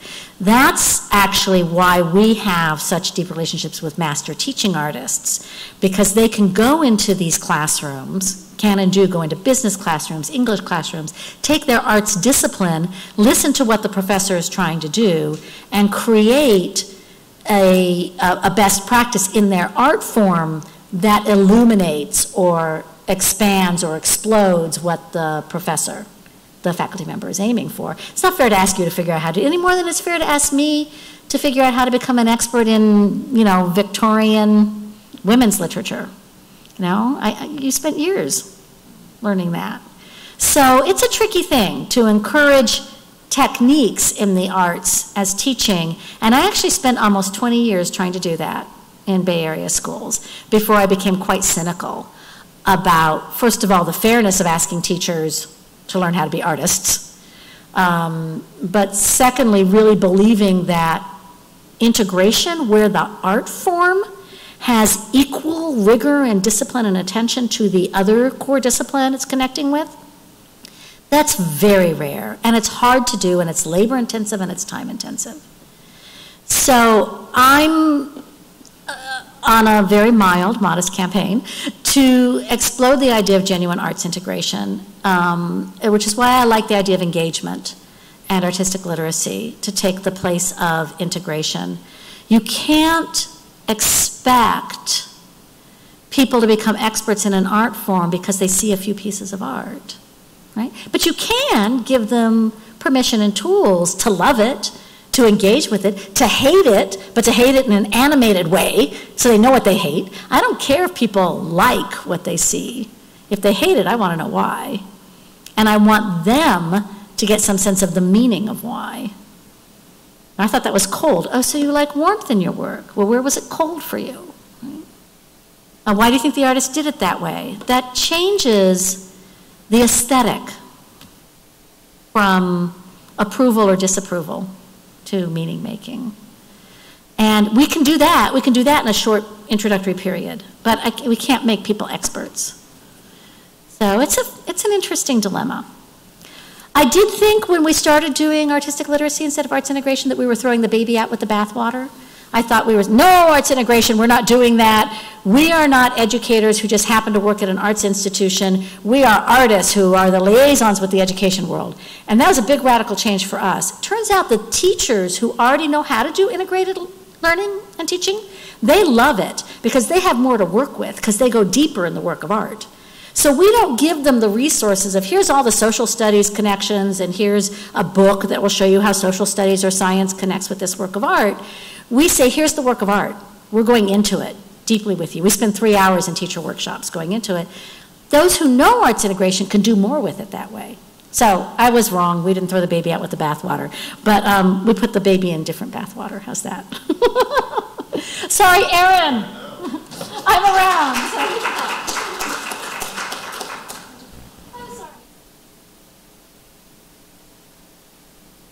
All right. So I am Sabrina's evil twin in that I'm now on the curation side, and I actually deeply believe in arts integration. So we're going to get the counter to to that claim. Yeah, so my name is Aaron Shackelford. I'm currently a director of programming at the Fine Arts Center at the University of Massachusetts in Amherst. Previously, I was at the University of North Carolina as the director of engagement there. So I'm coming at this from two perspectives, both the curatorial and the engagement perspective. Just as a quick overview, some of the things that I just want to touch on quickly today.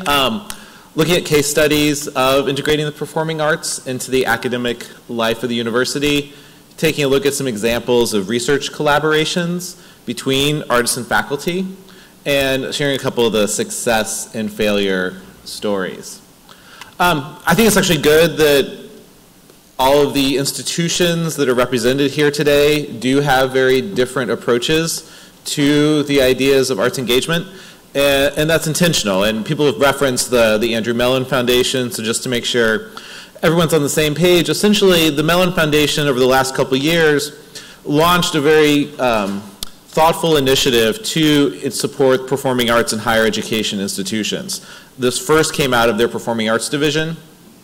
As Jim mentioned, it started to seep into their higher education division, and now the Mellon Foundation has actually collapsed those divisions. So they recognize that to bifurcate supporting the arts at universities is the same as supporting higher education at these universities. And their emphasis from the beginning was emphasizing best practices. They encouraged experimentation.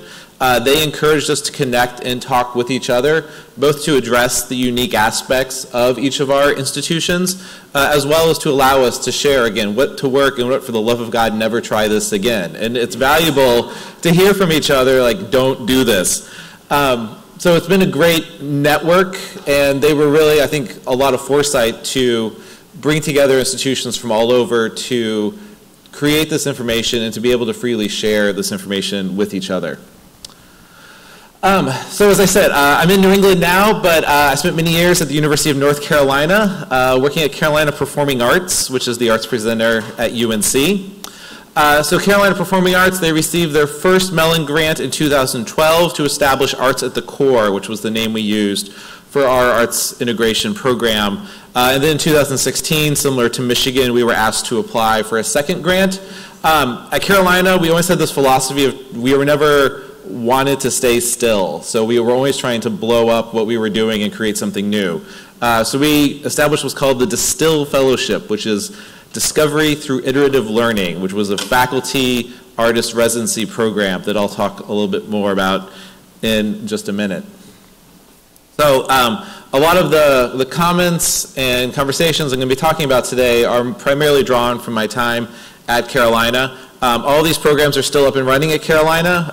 My colleagues down there are doing a great job, and it's actually really hard sometimes on Instagram and Twitter to see all of these great projects that I helped come up with. Now, bearing fruit and doing amazing work. One of the artist residencies I'm going to talk about here has a huge weekend this weekend, so it's a lot of fun and sad at the same time.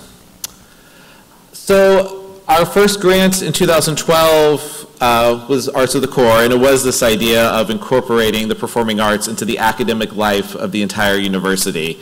And the key components of it were appointing a Mellon Distinguished Fellow who was a faculty member who received course release in order to be the primary advocate for the arts on campus. This person wasn't teaching a class. They didn't have any particular obligations other than to help support and build opportunities for academic connections.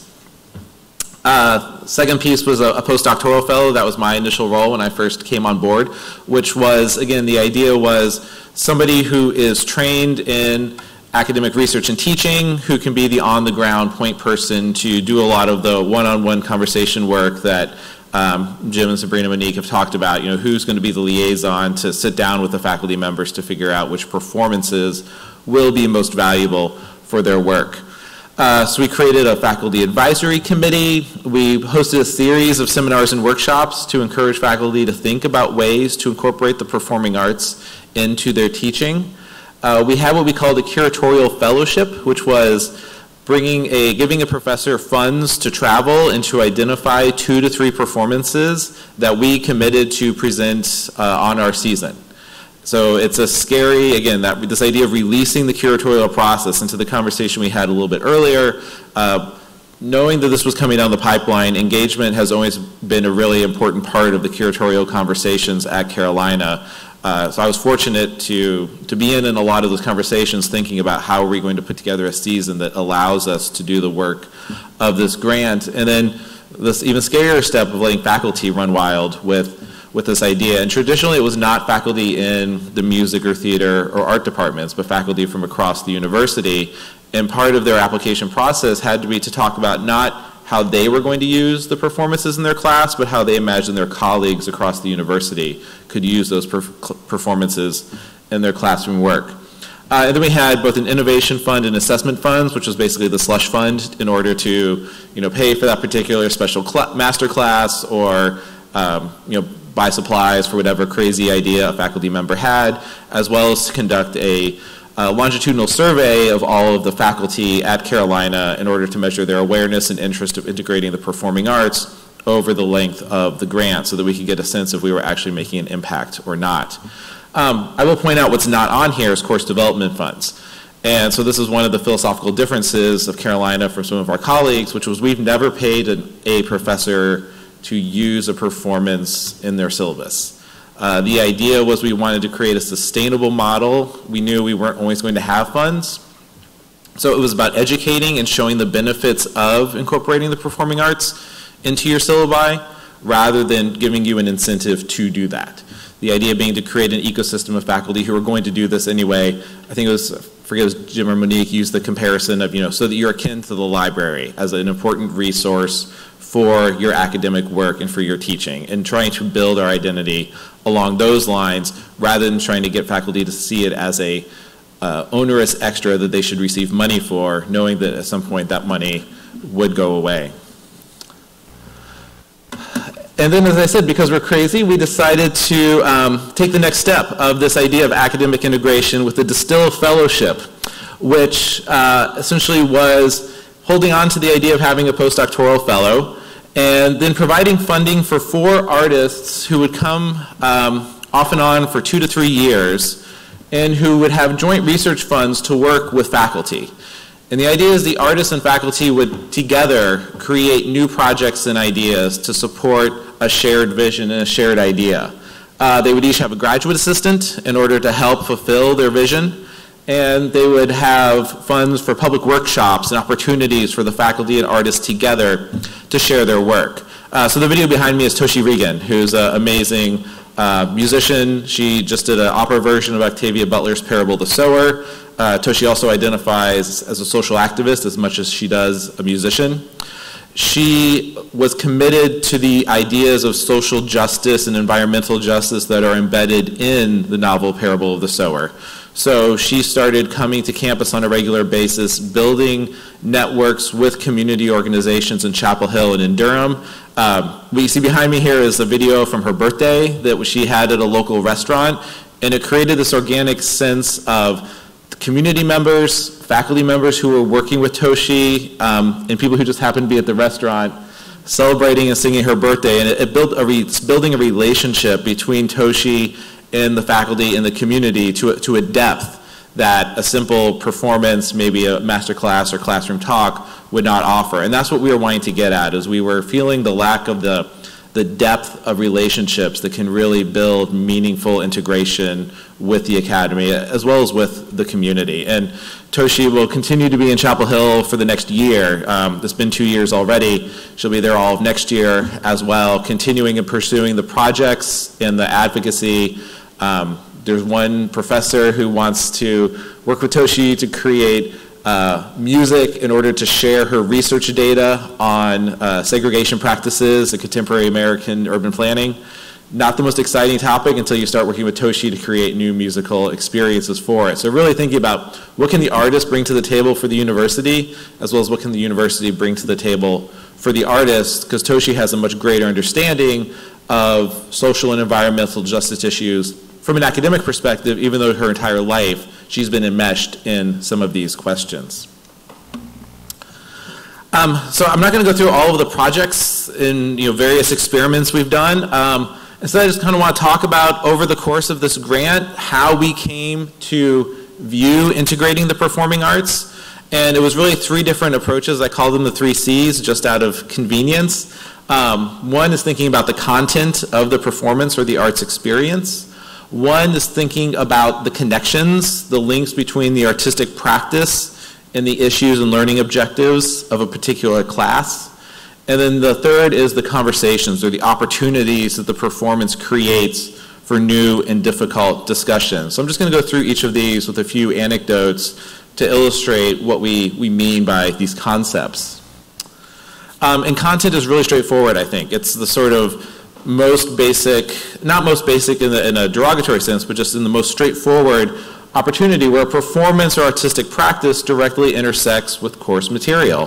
So again, to use the example of Parable of the Sower, if you were teaching an English class where Octavia Butler's Parable of the Sower would be part of the syllabi anyway, going to attend that performance makes a lot of sense. And thus oftentimes where not knowing the season ahead of time is very useful for the engagement person to sit down with faculty who's saying, oh, I'm teaching this class. Oh, well, I happen to know the rep of Martha Graham's dance company next year. Let me show you how there's a direct connection here of the content that they're going to be presenting with the work that you're wanting to cover in your class.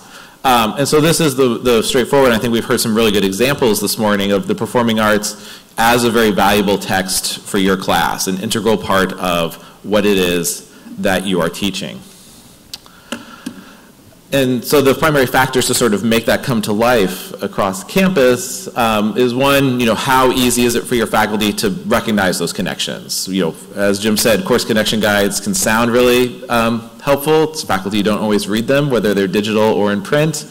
How easy is your system for the students to attend? Again, all of my colleagues, and we did the same at Carolina, had clear mechanisms in place for the students to acquire tickets, for the students to acquire discount tickets, getting a class to sit together. Some faculty are that's really important to them.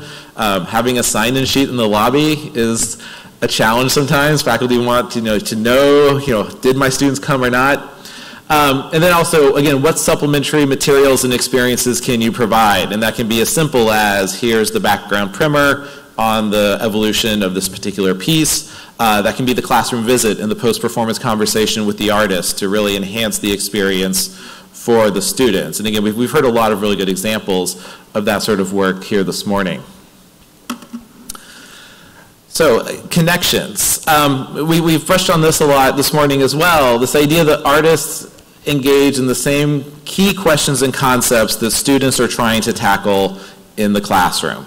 And this is a slightly different approach than content. So this is Robin Frohart, who's actually another one of the Distill Fellows. She is a puppeteer, and this is her dumpster monster that she did an installation on campus. It's made entirely out of plastic bags, and she does a whole skit where she and her colleague, dressed as sanitation workers, we kind of wheel the dumpster on campus. People are pretty sure it's not supposed to be there, but who knows? And then she has a little remote control, turns on the air blower, and then the dumpster monster comes out and she fights it back in. Robin's actual interest is a project called Plastic Bag Store, which is going to be an entire store made out of plastic bags.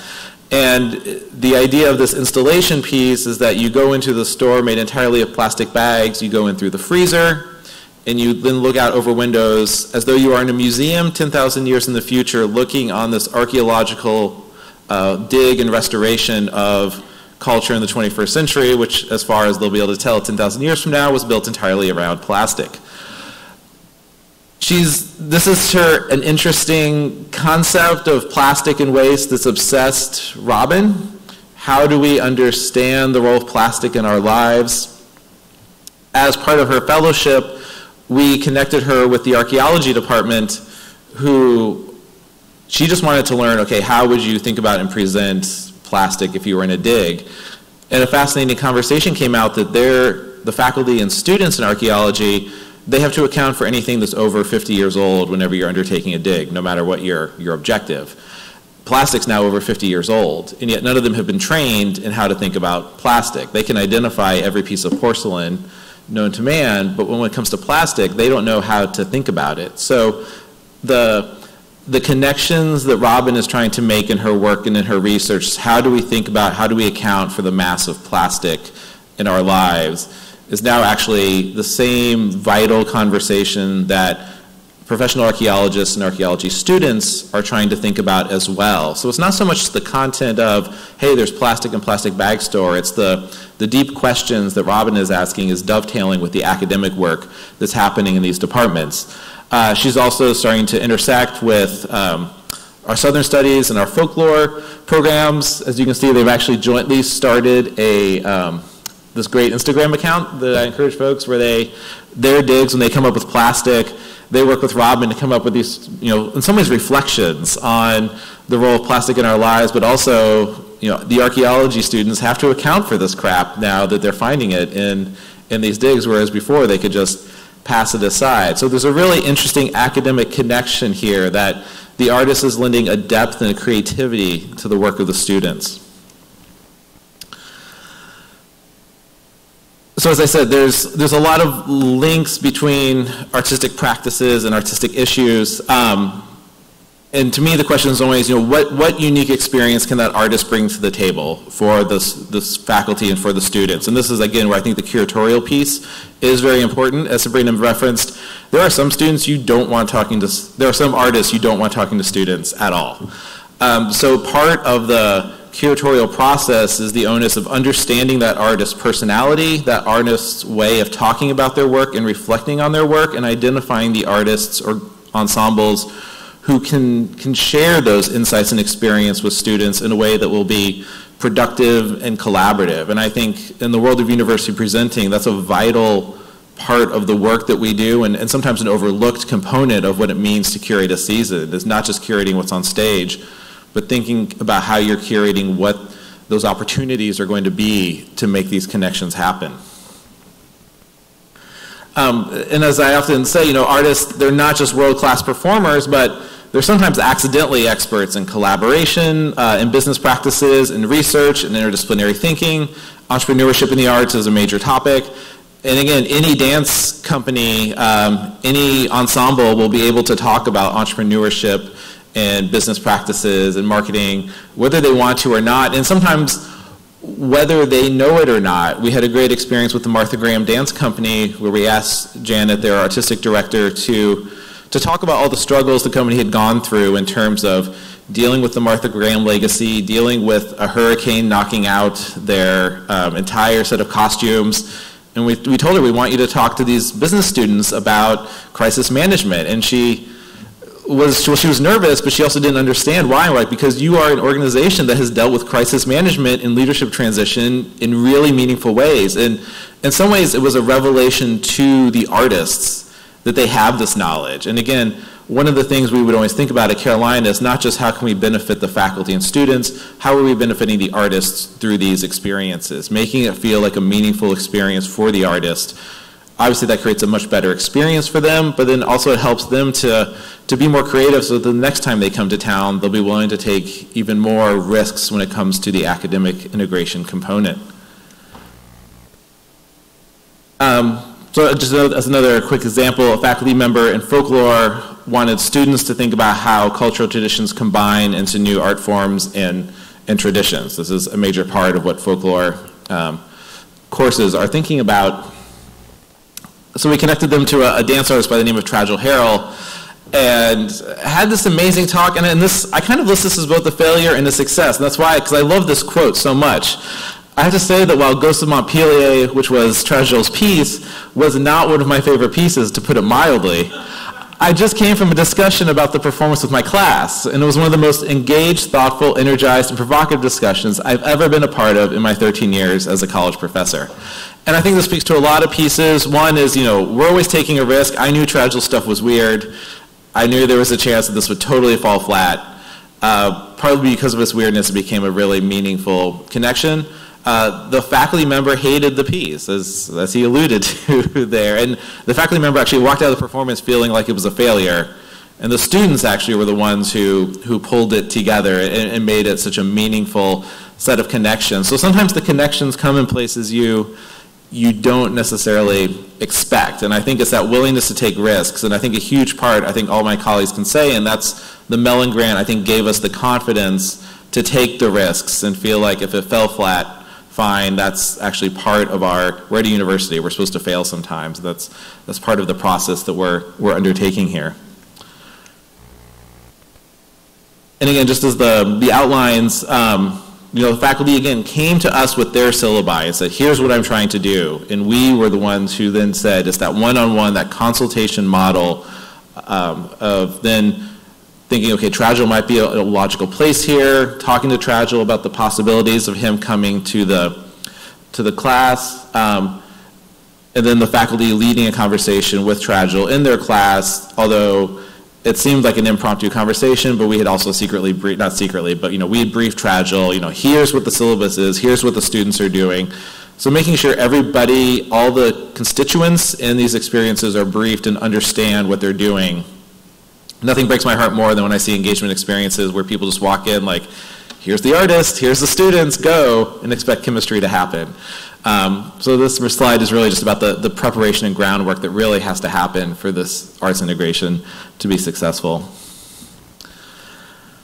And finally, I'm sort of tearing through things, but this is, again, something that we all intuit, but I think is worth highlighting, that performances create opportunities for conversations that, it's not that they can't happen in the classroom, but it's difficult for them to start, and they may take a different tact if you don't have a performance to think about.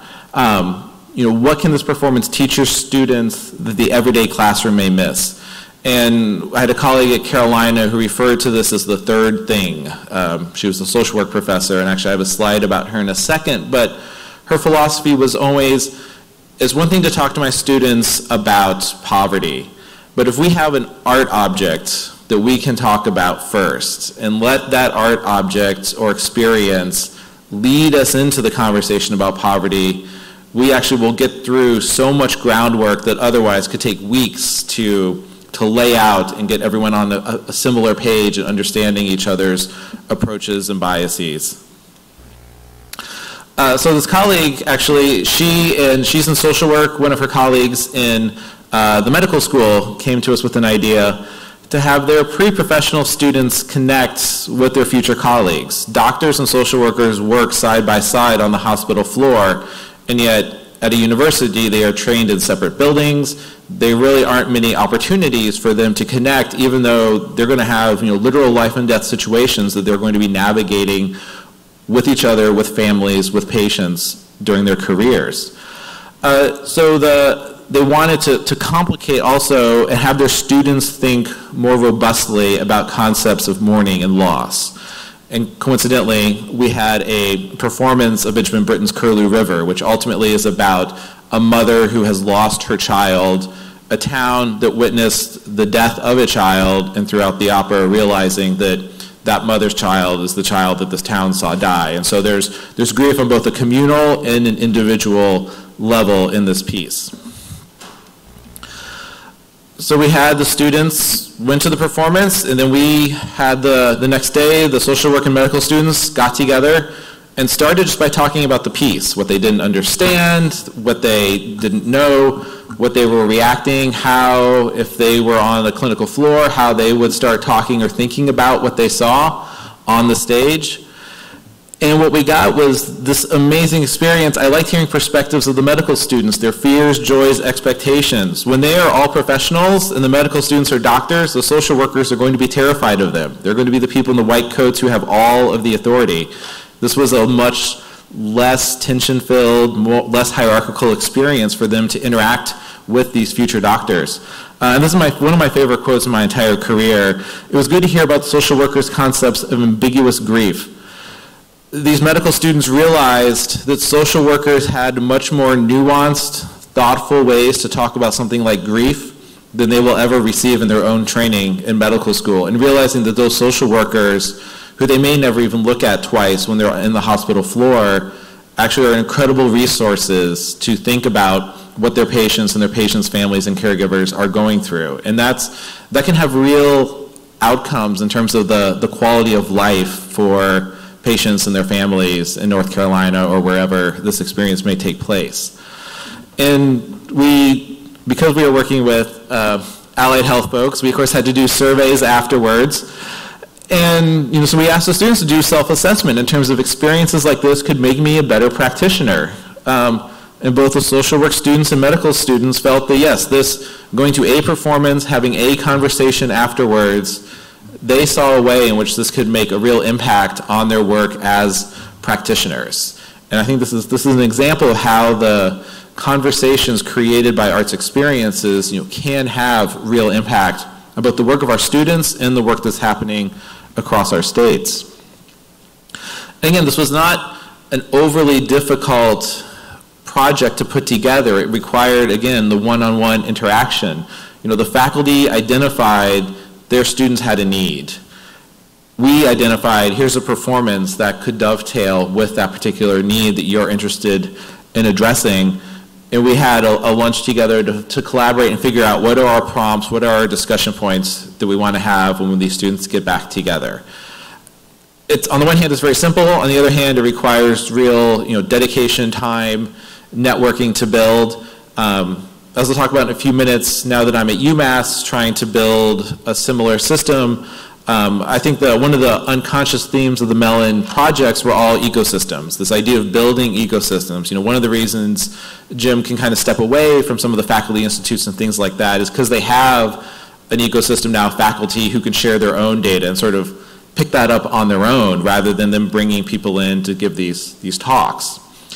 So you do need time to be able to build this ecosystem. And so these two faculty members, because of the success, we're now every semester coming to us with what can we do next? What can we do next with our students? And so it becomes a self-replicating model in certain ways.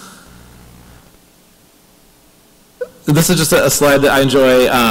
Jim shows something similar, some of the research from Alan Brown and some of his colleagues showing, there's correlations between discussion and intellectual stimulation after a performance.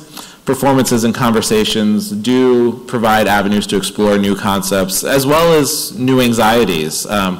This was a conversation with Brooklyn Ryder String Quartet with our research scientists from the medical school. So these are not necessarily even medical doctors, but the research folks. Our idea was a conversation on interdisciplinary anxiety. How do you deeply train and become an expert in one field? Then how do you give up some of that expertise to work with others? And it was a slightly awkward conversation. I wouldn't call it a failure, but I wouldn't call it a full success. There was a sort of starstruck. The scientists couldn't believe they were talking to musicians. The musicians couldn't believe they were talking to like real live scientists. But they were equally interested in talking to and learning from each other, and just that opportunity to explore and talk about some of their shared anxieties of giving up expertise was still meaningful. So just quickly, as I said, I'm now at the University of Massachusetts, and not starting from scratch, but trying to enact this model across Massachusetts in Amherst. And so I just want to bring up a couple points. One, the building we're in, I think art museums are actually a really powerful starting point to build the sort of ecosystem that I was just talking about. I'm always jealous of my colleagues in the art museums for two reasons. One, their art sticks around a whole lot longer than our artists tend to. And so again, the social work faculty who I was talking about, she developed that model of the third thing in conversations through the art museum, because they had exhibitions where she could bring students on a regular basis and sort of build that experience. So I actually think in terms of arts engagement at universities, art museums are one of the most powerful places to seed a lot of those conversations. And it's not a teleological model to go from art museums to performance, but it is easier, I think, to shift faculty from having a positive experience in the visual arts to then moving to the performing arts and opening up the various opportunities that the performing arts and talking with performing artists can create for those faculty and students. And so our art museum at UMass has a really robust engagement program in trying to but trying to engage with the number of the faculty who have already been using the art museum and opening up some of the possibilities for the performing arts now with those faculty. And I think also, again, just traditionally, institutionally, more disciplines turn to the visual arts and see their connections to the visual arts, perhaps, than music or dance or theater. So they, again, are a rich base to point of departure for a lot of engagement and work that can happen for the performing arts across the university. And again, what I've already mentioned, now that I'm director of programming, now that it's my fault when things show up or don't show up on the season, obviously because of my background, curricular connections, that is a vital part of the way in which I program this upcoming season and beyond, thinking about a work for its artistic quality, for the opportunities to build relationships with artists who I know will make a positive impact for our audiences as well as for our students and faculty, and that being one of the key criteria, as well as then what's the content that's going to allow us to reach out to that School of Public Health, to the School of Nursing in a meaningful way, one that's right on the nose that lets them see, okay, there's a real power here, so that maybe when there's a performance that the connection is more along that artistic practice line, they'll still be willing to come in and join the conversation and try things out with us. And as I said, artist attitudes matter, and getting to know those artists is one of the most important components, I think, of engagement and curation that, to Jim's point, I think there's a number of presenters that don't think in those terms. It's sort of A and then B, but actually it should be linked together. And as I've already said, the key is building that ecosystem. And it takes 4 or 5 years, I think all of us found, to build an ecosystem of artists who are of faculty who are truly advocates. As I tell my staff, we don't need all 3,000 UMass faculty to come to a performance. In fact, we can't afford that. What we need is 20 to 30 faculty who are really dedicated and 100 faculty who have done it. And then you have a pretty good body of self-sustaining advocates who will both come to performances or will tell their colleagues, their new colleagues, visiting colleagues, here's what this experience is. And that, in a certain way, when you look at it that way, it's actually not that big of a task to build. I mean, it takes time, it takes a lot of work, but it's not an overwhelming proposition to find that number of faculty across the university who would be interested in these questions. And I love to close on this quote. Again, I'm trying to go through quickly, but the values behind arts, integration, collaboration, flexible thinking, and disciplined imagination lead to the capacity to innovate. And this quote stuck with me in large part because those are all the hot topics at Carolina when I was there and when we were starting this Arts of the Core program was, how do we teach students to innovate? How do we teach students to be collaborative? How do we teach students to have flexible thinking? These are the anxieties in the School of Engineering, in the School of Public Health, dentistry, entrepreneurship, business. And I think it clearly shows, the arts are hitting on all these. And it's not the cure-all, but it addresses all of these topics and concerns. And then the question is, using connections, conversations, content, how can you build a series of experiences that will help reinforce these learning objectives that the university consistently sets out? All right, so that's my quick pitch, my quick proselytizing for integration. And this is me, again, I love to talk about this as much. In a certain way, I'm sad because I don't get to do it quite as much as I used to. But I'm happy to respond to emails and chat much further. I don't know if we have any questions. Otherwise, I think we're beautiful. All right. Well, thank you very much for letting me talk quickly at y'all.